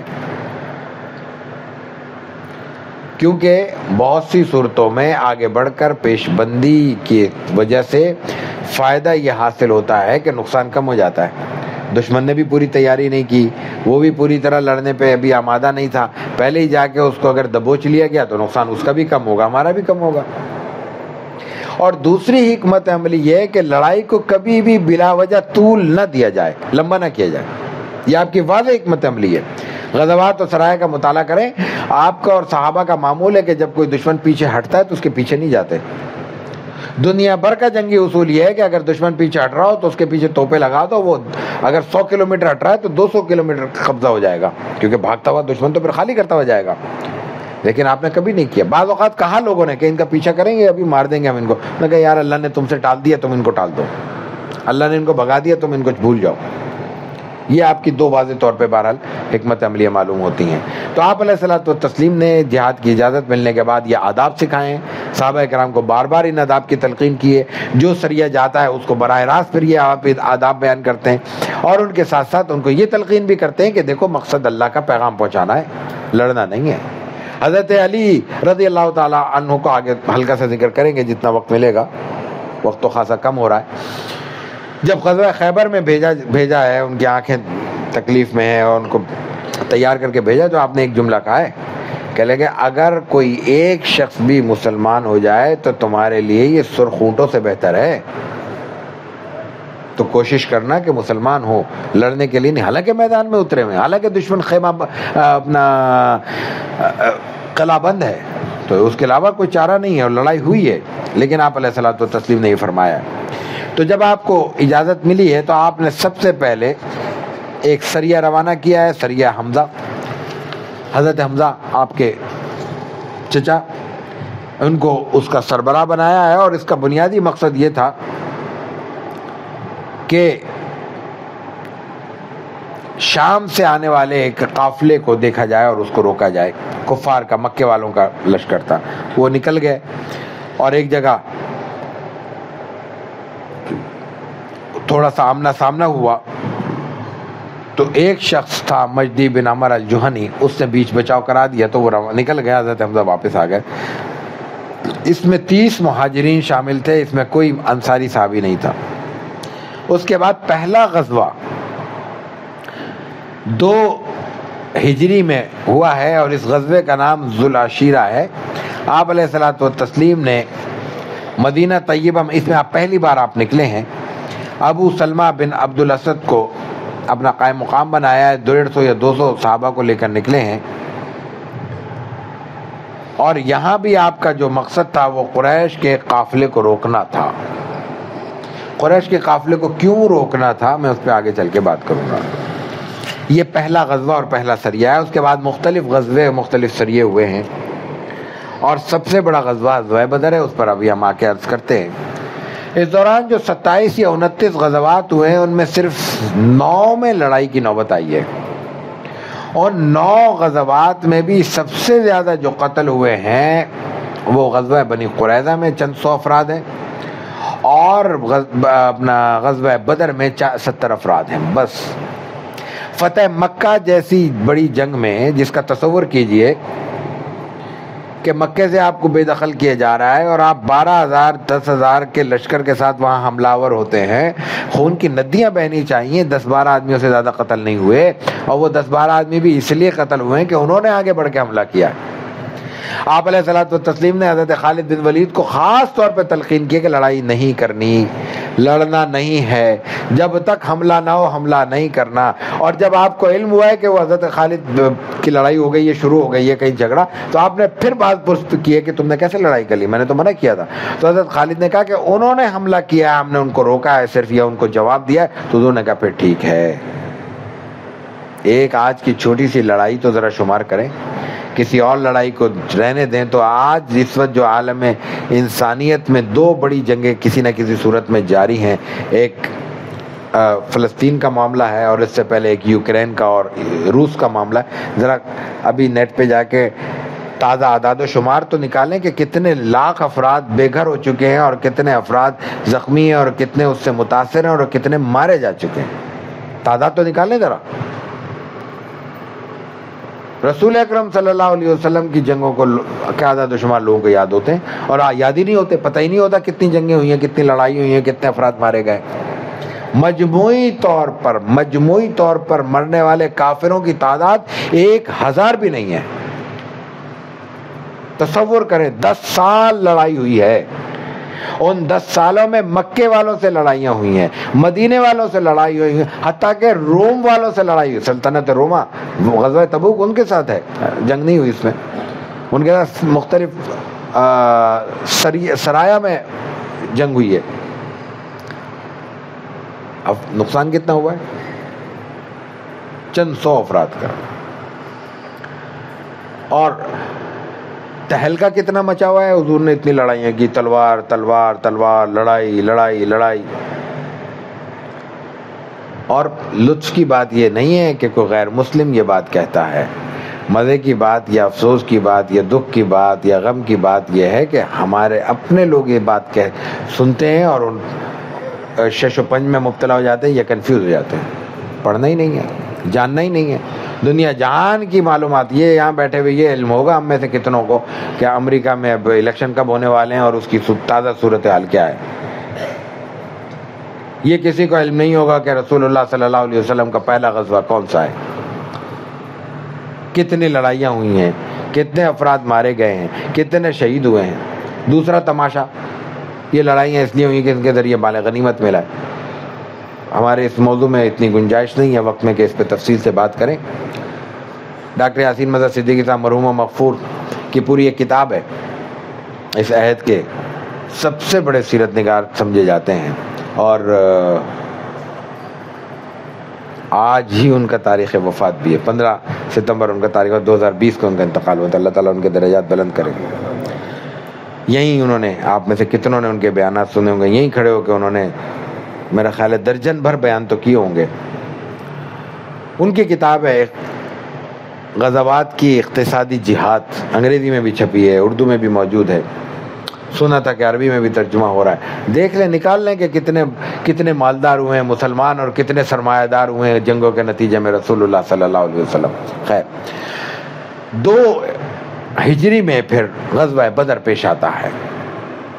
ہم نے عرض کیا کہ رسول اکرم صلی اللہ علیہ وسلم نے سریہ حمزہ بھی اور غزوہ ذوالعشیرہ بھی اس لیے کیا کہ قریش کے لشکر کو روکا جائے. تو قریش کا ایک لشکر ہے، تجارتی لشکر ہے، جا رہا ہے، اس کو روکنا تو کوئی اچھی بات نہیں ہوتی. لیکن کس نے کہا اچھی بات نہیں ہوتی؟ آج جو دنیا بھر میں تجارتی راستوں پہ پابندیاں لگی ہوئی ہیں، وہ کیوں لگی ہوئی ہیں؟ اس لیے کہ دنیا بھر کا اصول یہ ہے کہ جب ہمارے راستے سے گزرو گے تو تجارت کا تابطہ ہے کہ اس کے مطابق اس کا راہداری دیتے ہوئے جاؤ گے، اس کا ٹیکس محصول، اس کی چنگی، دنیا بھر کا اصول ہے نا. اور اگر تم ہمارے ساتھ لڑائی کرو گے تو ہم یہاں سے گزرنے نہیں دیں گے. کیا کہا تھا حضرت ابو ذر غفاری رضی اللہ تعالیٰ عنہ کو جب مار رہے تھے حضرت عباس نے کہ یہ شام سے آتے ہیں، راستہ بند کر دیں گے. تو یہ دنیا بھر کا طے شدہ اصول ہے. تو جس وقت جو اصول موجود ہو اس کی پاسداری کرتے ہوئے اگر کوئی اقدام کیا جا رہا ہے جس میں اس وقت کے ضابطوں، قاعدوں اور قوانین کو پیش نظر رکھ کر کوئی فیصلہ کیا جا رہا ہے تو اس پر اعتراض کا کوئی جواز بنتا ہی نہیں ہے. اس سے بھی بڑھ کر اگلی بات، وہ اگلی بات ویسے تو سمجھ میں آئے گی غزوہ احد کے بیان میں، لیکن بات میں یہی عرض کر دوں. غزوہ احد کیوں ہوا ہے؟ 3 ہجری میں، 2 میں ہوا ہے بدر، 3 میں ہوا ہے احد. کیوں ہوا ہے؟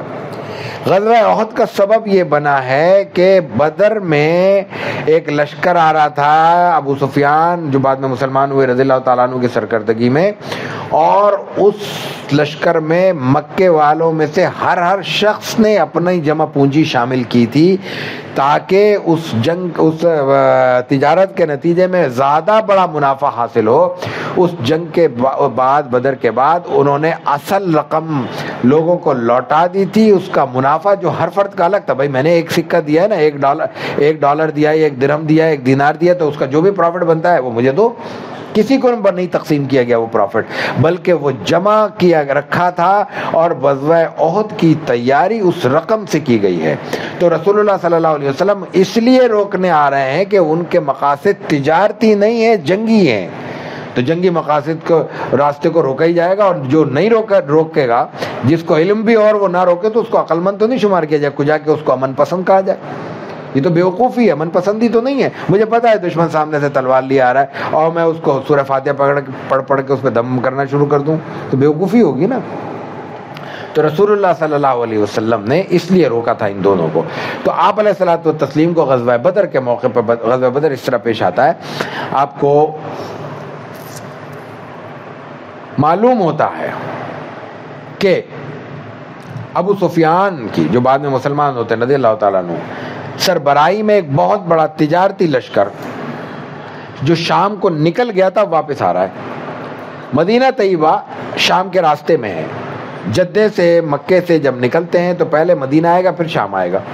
تو شام سے مدینے سے گزر کر ہی مکے جا سکتے ہیں. شام سے مکے جانے کے لیے مدینے کے علاوہ کوئی راستہ نہیں ہے. یہ ہو سکتا ہے کہ 100 کلومیٹر پیچھے چلے جائیں, 50 کلومیٹر ادھر چلے جائیں, کیونکہ کھلا صحرا ہے.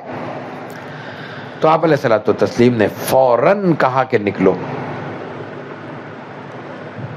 فوراً نکلنے کا نتیجہ یہ ہوا کہ مسلمانوں کی تعداد کم ہوئی اور 313 ہوئے.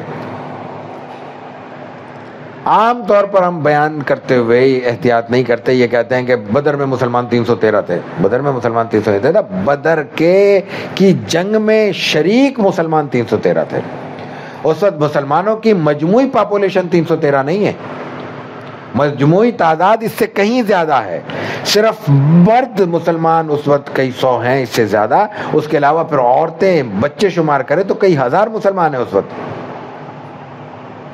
اور پھر یہ ہے کہ یہ کم اس لیے ہیں, اور اس وقت مسلمان جو 313 نکلے ہیں ان کی مالی حالت یا ان کی اسلحے کی کیفیت یہ ہے کہ محض 313 کے پاس 2 گھوڑے ہیں اور 70 اونٹ ہیں بس. تلواریں بھی پوری نہیں ہیں. اس کی وجہ مسلمانوں کی غربت اتنی نہیں تھی, تلواریں سب کے پاس تھیں, سواری بھی کم و بیش سب کو مل جاتی. مسئلہ یہ تھا کہ اس لشکر کو روکنے کے لیے عجلت درکار تھی, جلدی نکلنا تھا. تو جلدی میں جب انسان نکلے گا تو پھر اس وقت تیاری کا موقع نہیں ہوتا. چنانچہ یہی ہوا ہے اس معاملے میں کہ بعض صحابہ نے کہا کہ ہمیں تھوڑا سا وقت دے دیں, جانور باہر کھڑا ہے, سواری وہاں ہے, اسلحہ فلاں جگہ ہے. ظاہر ہے گھر فاصلے پہ, جیسے میں نے کہا کہ مدینہ تو ایک پھیلا ہوا علاقہ ہے. تو آپ علیہ الصلوۃ والتسلیم نے اس کی اجازت نہیں دی کہ جس کو سواری میسر ہے یہ جو نکل سکتا ہے وہ نکل پڑے. تو اس موقع پر جو 2 گھوڑے میسر ہیں, یاد رکھنے کی بات ہے کہ ان دونوں گھوڑوں پہ رسول اللہ صلی اللہ علیہ وسلم سوار نہیں ہوئے. صحابہ کا اتنا بھی اصرار نہیں تھا کہ اپنا گھوڑا حضور کو دے دیتے. سوچنے کی بات ہے, ذہن میں آتا ہے یہ سوال. آپ علیہ الصلوۃ والتسلیم نے قبول نہیں کیا. پھر کیا ہوا, اب باقی جو بچے ہیں ان پہ ایک سواری پر 3 افراد بنتے, کم و بیش 70 اونٹ ہیں. 70 اونٹوں میں ایک اونٹ پر 3 افراد بن رہے ہیں. تو رسول اکرم صلی اللہ علیہ وسلم اس موقع پر بھی اپنی حیثیت سے فائدہ نہیں اٹھاتے, بلکہ یہ کہتے ہیں کہ جیسے باری میں جتنا وقت اور دورانیہ سواری کا میرے پاس آئے گا میں اتنا ہی سفر کروں گا, زیادہ نہیں کروں گا. صحابہ کہتے ہیں ہم پیدل چل لیں گے, آپ سوار ہو جائیں. تو رسول اللہ صلی اللہ علیہ وسلم ایک بات کہتے ہیں نہ تو میں تم سے زیادہ کمزور ہوں, رعایت کس کو ملنی چاہیے, کمزور کو. ہم رعایت لیتے ہیں طاقتور کی حیثیت سے, اور لوگ سمجھتے ہیں کہ رعایتوں کا حقدار طاقتور ہے, پروٹوکول کا حقدار. سمجھے طاقت کا مظاہرہ ہو رہا ہے کہ جناب ہمارے ساتھ 25 گاڑیاں چل رہی ہیں, اور نہ میں تم سے زیادہ ثواب کے, تم سے کم ثواب کا امید رکھتا ہوں, حریص ہوں. تو چلنے میں چونکہ ثواب زیادہ ہے, یا چلنے کے لیے طاقت کا اظہار ہوگا, طاقت چاہیے ہوگی, طاقت بھی میرے پاس موجود ہے, ثواب کا بھی میں تم سے زیادہ خواہش مند ہوں. تو اس لیے جس قدر تم یہ سواری کو اختیار کرو گے اتنا ہی میں بھی اختیار کروں گا, میں رعایت نہیں لوں گا. یہ آپ صلی اللہ علیہ وسلم نے کیا. اس کے بعد روانہ ہو گئے. روانہ ہونے کے بعد ایک مقام پر آپ نے کہا کہ بھائی ذرا شمار کرو. شمار کیا گیا تو 313 نکلے. تو اس وقت پھر نیک شگون لیا ہے رسول اللہ صلی اللہ علیہ وسلم نے, جیسا کہ میں نے عرض کیا کہ آپ کا مزاج تھا. اور آپ نے شگون یہ لیا ہے کہ یہ جو 313 ہیں, جب وہ طالوت اور جالوت کا مقابلہ ہوا تھا تو طالوت کے ساتھ ہمراہی 313 تھے. تو اللہ کا شکر ہے کہ یہ اچھا فگر ہے اور ہمیں اچھے تعداد میسر ہے. انشاءاللہ جیسے وہ کامیاب ہوئے تھے ہم بھی کامیاب ہوں گے. تو آپ علیہ الصلوۃ والتسلیم نے تیاری کی اور آپ روانہ ہوئے ہیں. روانہ ہونے کے بعد پھر اللہ آپ کو علم ہوا ہے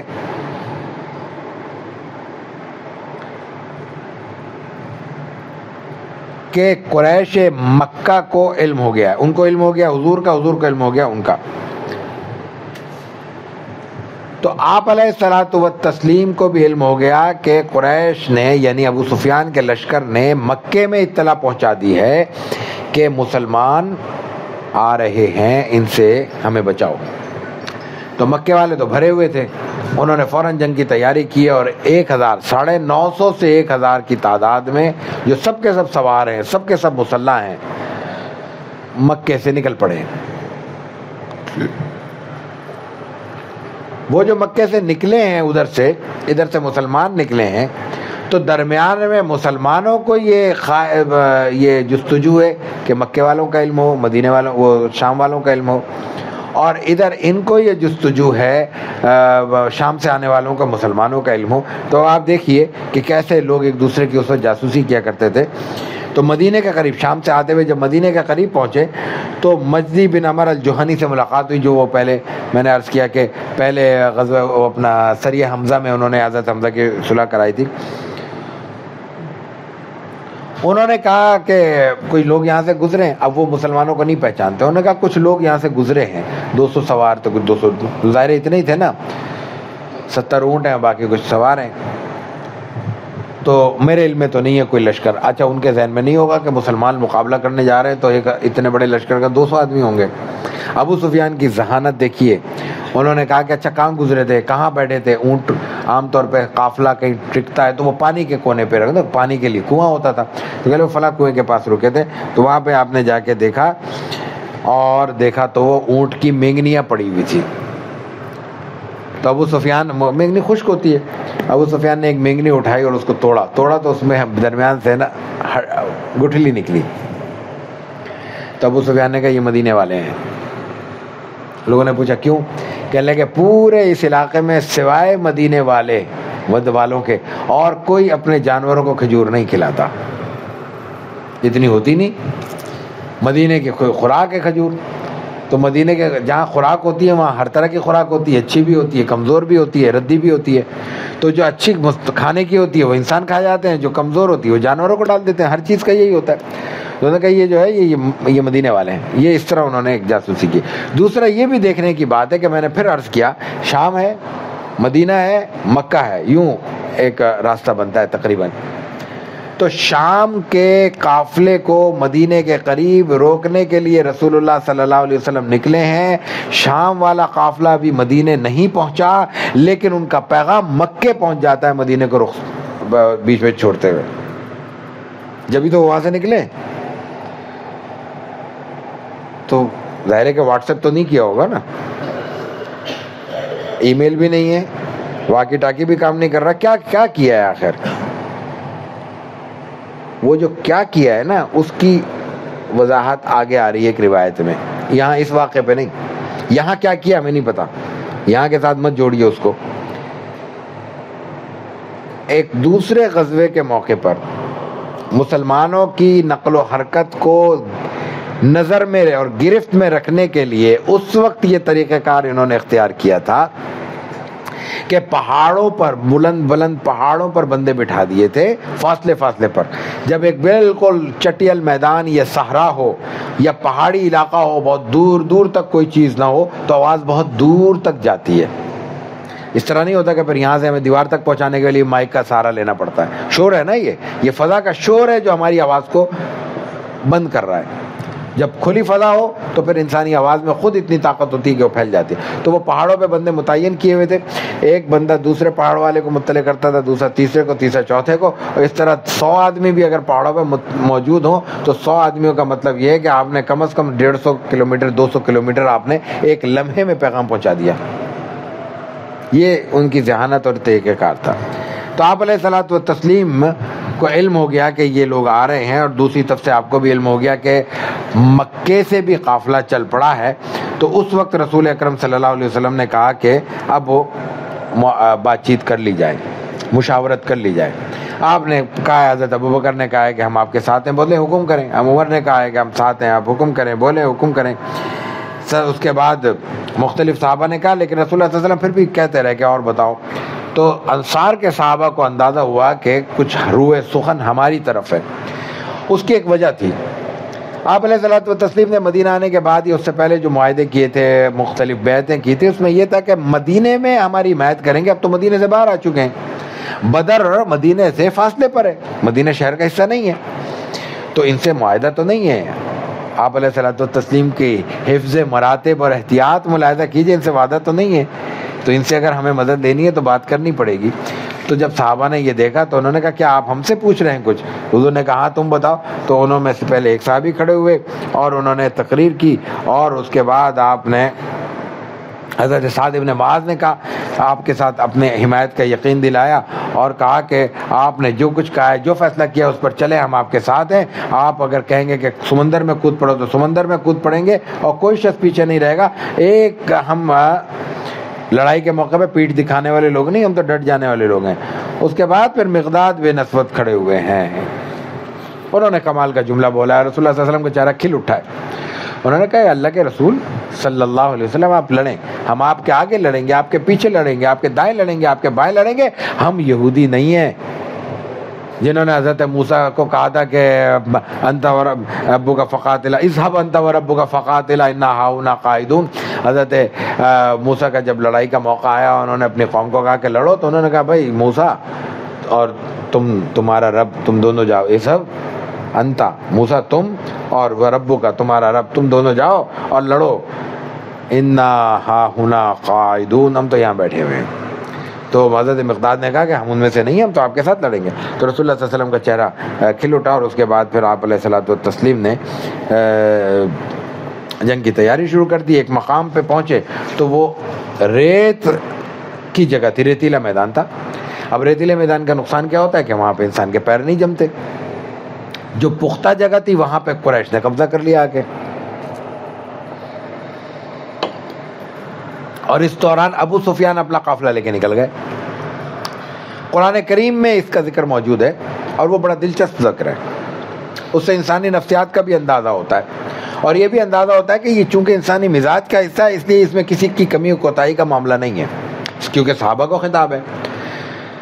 قرآن کریم یہ کہتا ہے کہ اللہ نے تم سے دو قافلوں میں سے یا دو طائفوں میں سے، طائفہ کا ذکر آتا ہے، ایک طائفے کا ذکر ہے. طائفے کا مطلب ایک گروہ، ایک لشکر، ایک کا وعدہ کیا ہے.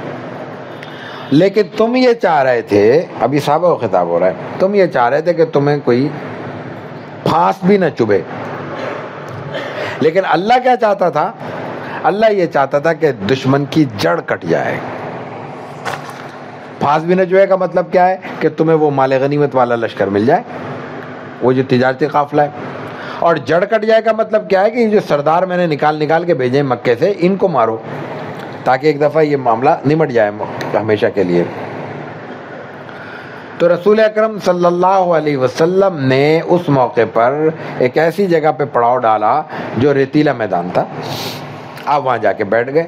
لیکن اب وہ دشواری کی بات ہے کہ یہ جو جگہ پہ جانوروں کے لیے بھی دشواری، انسانوں کے لیے بھی دشواری. اللہ کی شان ملاحظہ کیجئے، دو رحمتیں اس وقت بڑی نازل ہوئی ہیں. مطلب رحمت تو ہر وقت نازل ہو رہی، بڑی بارش ہو گئی. بارش کے فائدہ کئی ہوئے، تین بڑے فائدے ہوئے. ایک تو ریت دب گئی، جگہ بہترین ہو گئی. دوسرا، مکے والوں کی جگہ چونکہ پختہ تھی، وہاں بارش ہو گئی، وہ کیچڑ ہو گیا، وہ رہنے کے قابل نہیں رہی. اس کا ایڈوانٹیج بھی مسلمانوں کو ملا. دو باتیں. دوسرا یہ، جب یہاں آئے تھے تو مکے والے ان سے آ کر بدر کے کنویں پر قابض ہو گئے تھے. تو اب ظاہر ہے کہ یہاں لڑائی ہوگی، رہیں گے لوگ، تو جانوروں نے بھی کھانا ہے پینا ہے، خود بھی کھانا پینا ہے، پانی تو اور بس چاہیے. تو جب بارش ہوئی تو مسلمانوں نے اپنے برتنوں میں یہ گڑے وڑے کر کے پانی روک لیا، تو پینے کی ضرورت بھی پوری ہو گئی، جگہ بھی صحیح ہو گئی، اور دشمن کی جگہ خراب ہو گئی. اور دوسری بات یہ دیکھیے کہ ماحول دیکھیں، دشمن ہے، لڑائی ہے، اچانک ہے، اور پہلی بار اتنی بڑی لڑائی کی نوبت آ رہی ہے. اس سے پہلے مسلمان نہیں لڑے، کبھی لڑے ہی نہیں ہیں. ایک ہے انسان کے پاس کسی صلاحیت کا ہونا، اور ایک ہے اس صلاحیت کا اظہار. ہم جتنی کتابیں پڑھتے رہیں، جب پریکٹیکل کی فرسٹ ٹائم پہلی بار نوبت آتی ہے، ٹانگیں تو کانپتی ہیں. تو اس کیفیت میں کتنی دشواری ہوگی. دشمن سامنے کھڑا ہے، اگلے دن لڑائی کا موقع ہے. دشمن ایسا ہے کہ اس نے جینا 40-30 برس سے 2 بار کیا ہوا ہے، 20 برس سے، اور پھر اس کے ساتھ لڑائی کی پہلی بار نوبت آ رہی ہے، لڑنے کا کبھی تجربہ ہی نہیں ہے۔ اس کیفیت میں اللہ تعالیٰ نے ایک اور نعمت نازل کی جس کو قرآن کریم سکینہ کہتا ہے۔ ایسا سکون کہ لوگوں پہ غشی یا ایک نیند طاری ہو گئی، ان کو خیال ہی نہیں رہا، پریشانی کے عالم میں نیند اڑ۔ سب سے پہلے انسان پہ پریشانی کا جو اثر جسم پہ مرتب ہوتا ہے وہ یہ ہوتا ہے کہ نیند اڑ جاتی ہے، کروڑے بدلتا رہتا ہے، دماغ میں خیالات چلتے رہتے ہیں، نیند نہیں آتی۔ اور یہ ہے کہ میدان جنگ میں اس حالت میں لڑائی کی نوبت آتی ہے۔ حضرت عمر کو اس موقع پر رسول اللہ صلی اللہ علیہ وسلم نے کہا کہ کفار کے پاس جاؤ اور ان کو کہو کہ ہمارا مقصد تو وہ اس کو روکنا تھا، لڑائی تو ہماری تھی نہیں، تم لوگ آ گئے ہو تو آپ لوگ چالے جائیں، میں لڑنا نہیں پسند کرتا۔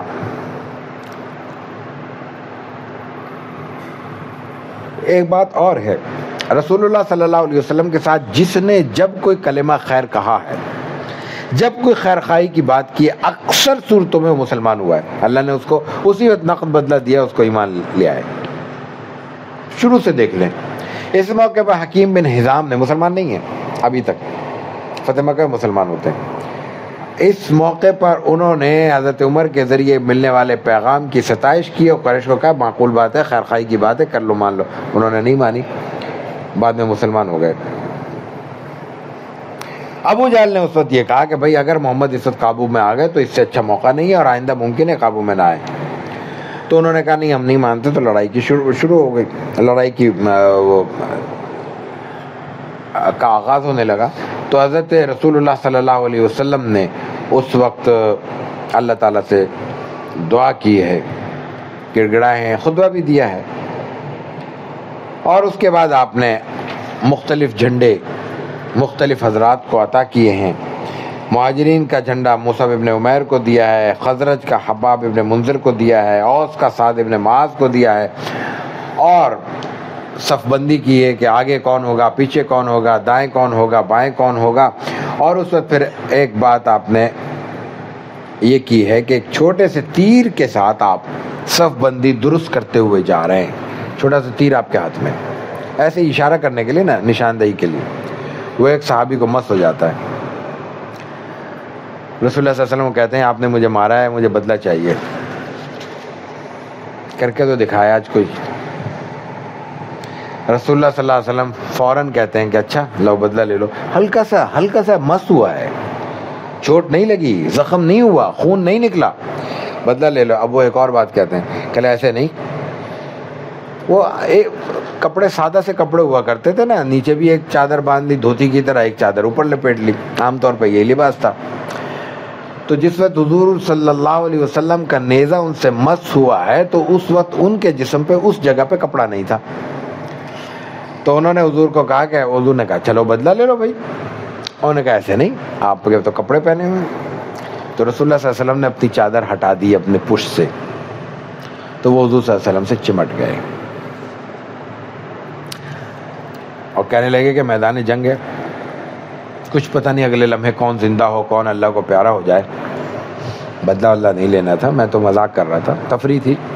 اصل مقصد یہ تھا کہ اس حالت میں اپنے وجود کو بغیر کسی کپڑے کے آپ کے وجود مسعود کے ساتھ مس کر سکوں، تاکہ اگر اس کے بعد اگلی منزل ہو تو وہ سارے راستے میرے لیے اس کی برکت سے آسان ہوتے چلے جائیں۔ تو جنگ کا آغاز ہوا، صف بندی ہوئی ہے، تو رسول اللہ صلی اللہ علیہ وسلم اس وقت کی لڑائی کا طریقہ یہ ہوتا تھا کہ وہ حل من مبارز کہہ کر ایک ایک کا مقابلہ ایک ایک سے ہوتا تھا، اور پھر عمومی لڑائی شروع ہوتی تھی۔ کوئی ہے جو ہمارے مقابلے میں آئے، حل من مبارز، حل من مبارز، ایک جنگ کے انداز میں للکار کے وہ کہا کرتے تھے۔ تو وہاں سے سامنے سے کفار کی طرف سے 3 افراد آئے ہیں، عتبہ بن ربیعہ اپنے بھائی شیبہ بن ربیعہ اور اپنے بیٹے ولید کے ساتھ، عتبہ، شیبہ اور ولید۔ وہ جب تینوں آئے ہیں تو ادھر سے دیکھیے جذبہ، دیکھیے ادھر سے 3 انصاری صحابی نکلتے ہیں اور وہ ان کے مقابلے میں آتے ہیں، عبداللہ بن رواحہ اور عوف بن حارث اور معوذ بن عارف۔ وہ عتبہ شیبہ تو بڑے سردار ہیں، اور ادھر بھی انہوں نے بھی ظاہر ہے کہ اپنے حساب سے تیاری کی ہوئی ہے بچاؤ کی، وہ تو پورے کے پورے لوہے میں چھپے ہوئے، تو صرف آواز سے ہی ایک دوسرے کو پکار رہے ہیں۔ وہ کہتے تم کون ہو، پہچانتے نہیں ایک دوسرے، کہ ہم فلائیں ہم فلائیں ہم فلائیں. اب تکبر دیکھیے, وہ کہتے ہیں تم ہمارے مقابلے کے نہیں, ہٹ جاؤ. یہ تو میدان ہے, مقابلہ تو رسول اللہ صلی اللہ علیہ وسلم سے ہے. یہ لشکر کے حضور کے سپاہی ہیں, نہیں ہم تم سے ہی لڑیں گے, ہمارے ٹکر کے لوگ لے کے آؤ. اچھا, یہ جو نکلے ہیں مقابلے کا جواب دینے کے لیے, یہ اپنے شوق سے نکلے ہیں. تو رسول اللہ صلی اللہ علیہ وسلم نے ان کی حوصلہ افزائی کی ہے. ان کو ظاہر ہے کہ روکیں گے تو یہ ان کے دل شکنی کا باعث ہوگا. آپ نے اس کو بھی گوارا نہیں کیا. لیکن جب انہوں نے للکارا اور کہا کہ ہمارے جوڑ کے یعنی اپنے قریش کے بنو ہاشم کے لوگوں کو نکالو, تب آپ علیہ الصلوۃ والتسلیم نے اپنے خاندان کو آگے کیا ہے. سب سے پہلے اپنے خاندان کو. قریش تو بہت بڑی دنیا ہے, مکے والے تو سارے تھے, مکے ہی والے تھے مہاجرین, ہر مہاجر مکے کا تھا. آپ نے کسی کو نہیں کہا. حمزہ کو کہا تم جاؤ, علی کو کہا ہے تم جاؤ, اور عبیدہ بن حارث کو کہا ہے تم جاؤ. عبیدہ بن حارث بن عبد المطلب حضور کے کزن ہے, تینوں کو کہا ہے کہ تم جاؤ. اب انہوں نے تینوں جا کے پھر آگے آئے, تو پھر عتبہ نے پوچھا تم کون ہو؟ نے کہا میں حمزہ ہوں. ہاں تم ہمارے ٹکر ہو. تم کون؟ علی. ہاں تم بھی ٹکر کے ہو. عبیدہ ہاں تم بھی ہمارے ہو. انہوں نے کیا اور ایک ایک کر کے ان تینوں کو مار دیا. پھر عمومی لڑائی شروع ہو گئی ہے, اور اس عمومی لڑائی میں گھمسان کا رن پڑا ہے. اور پھر ایک موقع ایسا آیا ہے, یہ ہے اصل وہ موقع, وما رمیت اذ رمیت ولکن اللہ رمی کا. رسول اللہ صلی اللہ علیہ وسلم کے لیے اس وقت ایک چھپر بنایا گیا ہے. آپ وہاں دعا کے لیے مسلسل مصروف عمل ہیں, اور اس قدر آپ وہاں الہا کے ساتھ, زاری کے ساتھ اللہ کو پکار رہے ہیں کہ ایک موقع پر حضرت ابوبکر صدیق کو کہنا پڑا ہے یا رسول اللہ بس کریں, آپ کی دعا قبول ہو گئی. اس مقام پہ آپ ادھر دعا میں مصروف ہیں. تو اس کے بعد پھر آپ وہاں سے نکلتے ہیں اپنی جگہ سے, اور آپ ایک مٹھی خاک اٹھاتے ہیں, اور پھر وما رمیت اذ رمیت ولکن اللہ رمی کا جو قرآن کریم کا بیان ہے, اس وقت آپ شاہت الوجوہ کہہ کر ان پر پھینک دیتے ہیں, چہرے بگڑ جائیں تمہارے. اب قرآن کریم اس عمل کو بیان کرتے ہوئے کہتا ہے کہ وما رمیت اذ رمیت ولکن اللہ رمی. آپ نے نہیں پھینکا, جب آپ نے پھینکا تو یعنی جو آپ نے پھینکا وہ در حقیقت آپ نے نہیں پھینکا, ولکن اللہ رمی, وہ اللہ نے پھینکا. اور حقیقت بھی یہی ہے, اس لیے کہ آپ نے جو مٹھی بھری ہے اس مٹھی میں وہ طاقت اور قدرت تو اللہ کے حکم سے اور تاثیر سے آئی ہے کہ اس مٹھی میں موجود مٹی کا ایک ایک ذرہ, ایک ایک ہزار کافر ہیں, 350 سے 950 سے 1000, ایک ایک شخص کے ناک میں گیا ہے, آنکھ میں گیا ہے. میں نے عرض کیا کہ یہ کفار کتنے, 900 سے 1000 ہیں. ان کی تعداد کیسے معلوم ہوئی, یہ بھی دلچسپ چیز ہے, یہ بھی کیلکولیشن ہے. اس وقت کی ذہانت, اس وقت کے اعداد و شمار اور ڈیٹا اکٹھا کرنے کا ان کا میتھڈ کیا تھا, یہ ہمیں سمجھ میں آتا ہے. آپ علیہ الصلوۃ والتسلیم کے سامنے دشمن آ رہا ہے, تو ظاہر ہے آپ اس میں ہیں کہ آپ کو اندازہ ہو کہ دشمن کتنی تعداد میں ہے. تو آپ کہتے ہیں کہ بھئی اندازہ کریں. تو آپ ایک جگہ جاتے ہیں, وہاں سے قافلہ گزرا ہے, ابھی آپ پہنچے نہیں ہیں, آپ پوچھتے ہیں بھئی یہاں کتنے لوگ, فلاں لوگ آئے تھے, کتنے, اچھا کتنے لوگ تھے, بھئی پتہ نہیں. اچھا چھوڑو, یہ بتاؤ وہ کھانے ہونے کا کیا کرتے تھے؟ کہ کبھی وہ 9 اونٹ ذبح کرتے تھے اور کبھی 10 اونٹ ذبح کرتے تھے. کبھی 9 اونٹ ذبح کرتے تھے اور کبھی 10 اونٹ ذبح کرتے تھے. حضور نے کہا ان کی تعداد 950 سے 1000 کے درمیان ہے. کیوں؟ کیونکہ ایک اونٹ سے 90 سے 100 آدمی کھاتے ہیں, وہی دیگ والا حساب.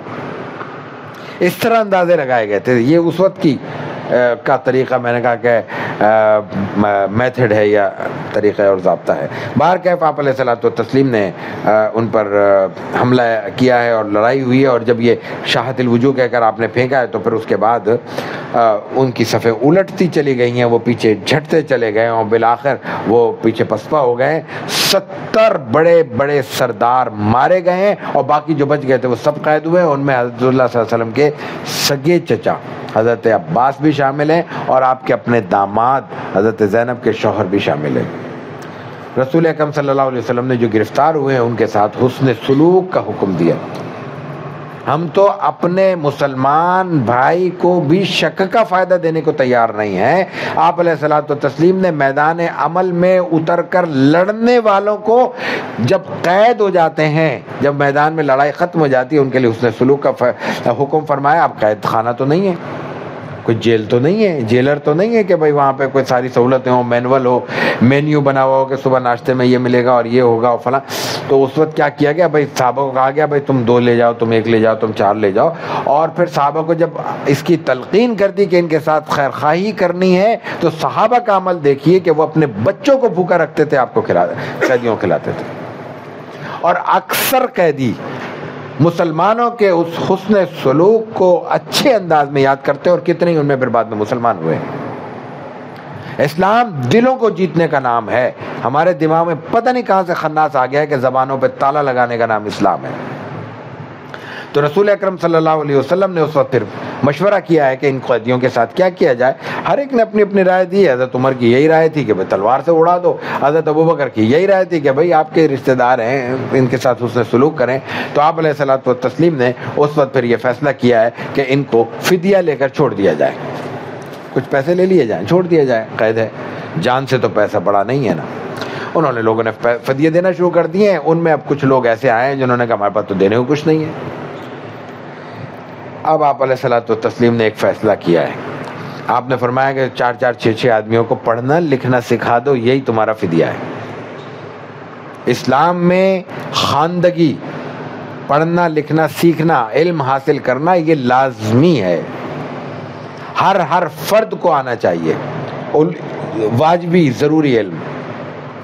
اس میں خاص طور پر بنیادی ضرورت کا علم ہر ایک پر فرض عین ہے. ہر ایک کے لیے لازم ہے کہ وہ دین کو جانے اور سمجھے. ہر ایک کے لیے لازم ہے کہ اس کو معلوم ہو کہ اللہ کیا ہے، توحید کیا ہے، رسالت کیا ہے، آخرت کیا ہے. ہر ایک کے لیے لازم ہو کہ اس کو علم ہونا چاہیے کہ پاکی اور ناپاکی کیا ہے، وضو کیسے ادا ہوتی ہے اور غسل کیسے ادا ہوتا ہے. ہر ایک کے لیے لازم ہے کہ اس کو معلوم ہو کہ نماز کیسے ادا ہوگی، کن صورتوں میں نماز ادا ہوگی اور کن صورتوں میں نماز ادا نہیں ہوگی. ہر شخص کے لیے لازم ہے کہ اس کو علم ہونا چاہیے کہ زکوٰۃ کے بنیادی مسائل، روزے کے بنیادی مسائل، اور اللہ تعالیٰ سب کو توفیق دے تو حج کے بنیادی مسائل کیا ہیں. اور پھر اس کے بعد نکاح کے بنیادی مسائل کیا ہیں، نکاح کے بنیادی تقاضے کیا ہیں، خرید اور فروخت کے بنیادی تقاضے کیا ہیں، رشتوں اور نعتوں کے بنیادی تقاضے کیا ہیں. یہ تمام چیزیں، وراثت کے بنیادی تقاضے کیا ہیں، یہ ہر ایک کو جاننا ضروری ہے. یہ ہے بنیادی علم. آپ نے ان کو خواندگی سکھائی ہے، دین نہیں سکھایا. لیکن جب انسان کتاب پڑھنا سیکھے گا تو وہ کوئی سیکھ سکتا ہے، پڑھ سکتا ہے. جس کو اردو پڑھنا نہیں آتی وہ اردو میں کیا پڑھے گا، جس کو انگریزی پڑھنا نہیں آتی وہ انگریزی میں کیا پڑھے گا، جس کو عربی پڑھنا نہیں آتی وہ عربی میں کیا پڑھے گا. آپ علیہ الصلوۃ والتسلیم نے ان حالات میں جب انتہائی معاشی بحران ہے، لوگ مسلمانوں کے پاس وسائل نہیں ہیں، اس کیفیت میں آپ علیہ الصلوۃ والتسلیم اگر یہ پابند کر دیتے ان کو کہ بھائی جان بچانی ہے تو پیسے لاؤ ورنہ گردن اڑائی جاتی ہے، تو کیسے ممکن تھا کہ وہ اپنی ساری جمع پونجی خرچ کر کے اور تج کر آپ کو یا ان کے رشتہ دار، ان کے قبیلے والے آپ کو پیسے نہ دیتے. یہ ممکن نہیں تھا. وہاں عاقلہ کا نظام نافذ تھا. عاقلہ کا نظام یہی ہے کہ کسی کی بھی ضرورت پوری کرنے کے لیے پوری برادری چندہ کرتی ہے اور وہ لازم ہوتا ہے ان پر وہ پابند ہوتے ہیں اس بات کے کہ وہ پیسے اکٹھے کریں، ان کو دیں. کیسے ممکن تھا کہ وہ نہ دیتے. لیکن آپ صلی اللہ علیہ وسلم نے سیکھنے کا عمل کیا. اور پھر دوسری بات، مسلمانوں کو حکم دیا ہے کافروں سے سیکھو. قرآن تو نہیں سیکھ رہے تھے، حدیث تو نہیں سیکھ رہے تھے. کیا سکھا رہے تھے؟ وہ لکھنا پڑھنا سکھا رہے تھے نا. تو لکھنا پڑھنا ایک ٹول ہے، ایک ذریعہ ہے. لیکن ذریعہ اتنا ناگزیر ہے کہ یہ نہیں جانتے تو ہم کچھ بھی نہیں جانتے. دین کے بڑے سے بڑے عالم کو لے لیں، سب کسی زمانے میں اس نے نورانی قاعدہ تو پڑھا ہوگا اور اس کو نورانی قاعدہ کسی نے پڑھایا بھی ہوگا. تو یہ جو پڑھنا پڑھانا تھا، اس کی یہ قدر و منزلت تھی جناب رسول اللہ صلی اللہ علیہ وسلم کی نظر میں کہ آپ نے کہا کہ اگر مسلمان یہ اس وقت نہیں جانتے تو ان کو کافروں سے سیکھنا پڑے تو کافروں سے سیکھیں. تو آپ علیہ الصلوۃ والتسلیم نے اس وقت اہتمام کیا ہے اور ان لوگوں کو پھر اس کی روح سے، اس کے ذریعے اور ان کو پڑھا لکھایا ہے اور ان کو رہائی کا انتظام کیا اور پھر سب کو رہا کر دیا گیا ہے. اس موقع پر جو مارے گئے ہیں، جو قتل ہوئے ہیں، بڑے بڑے لوگ ان میں شامل ہیں، لیکن ان کو ایک کو بھی وہاں کھلا نہیں چھوڑا گیا. وہ جو 70 بڑے افراد مارے گئے ہیں ان سب کو ایک کنویں میں ڈال کر ان کو بند کیا گیا ہے، پاٹا گیا ہے، سوائے ایک فرد کی لاش کے جو پھٹ گئی تھی، خراب ہونے لگی تھی، تو اس کو بھی نہیں چھوڑا گیا کہ جانور خراب کریں یا کوئی اور اوپر سے آ کے مخلوق اس کو کھائے پیے. اس کو وہیں پہ پتھروں سے دبا دیا گیا ہے. ہم عام طور پر بیان کرتے ہوئے یہ کہہ دیتے ہیں کہ وہ لاشوں کو گھسیٹ گھسیٹ کے پھینکا گیا. تو لاشوں کو ظاہر ہے گھسیٹ کے پھینکا جائے گا, وہاں پہ کون سا ٹرالیاں موجود تھی جن پہ بڑے اہتمام سے رکھ کے وہاں ڈالا جاتا, اور کافروں کی لاشیں تھی.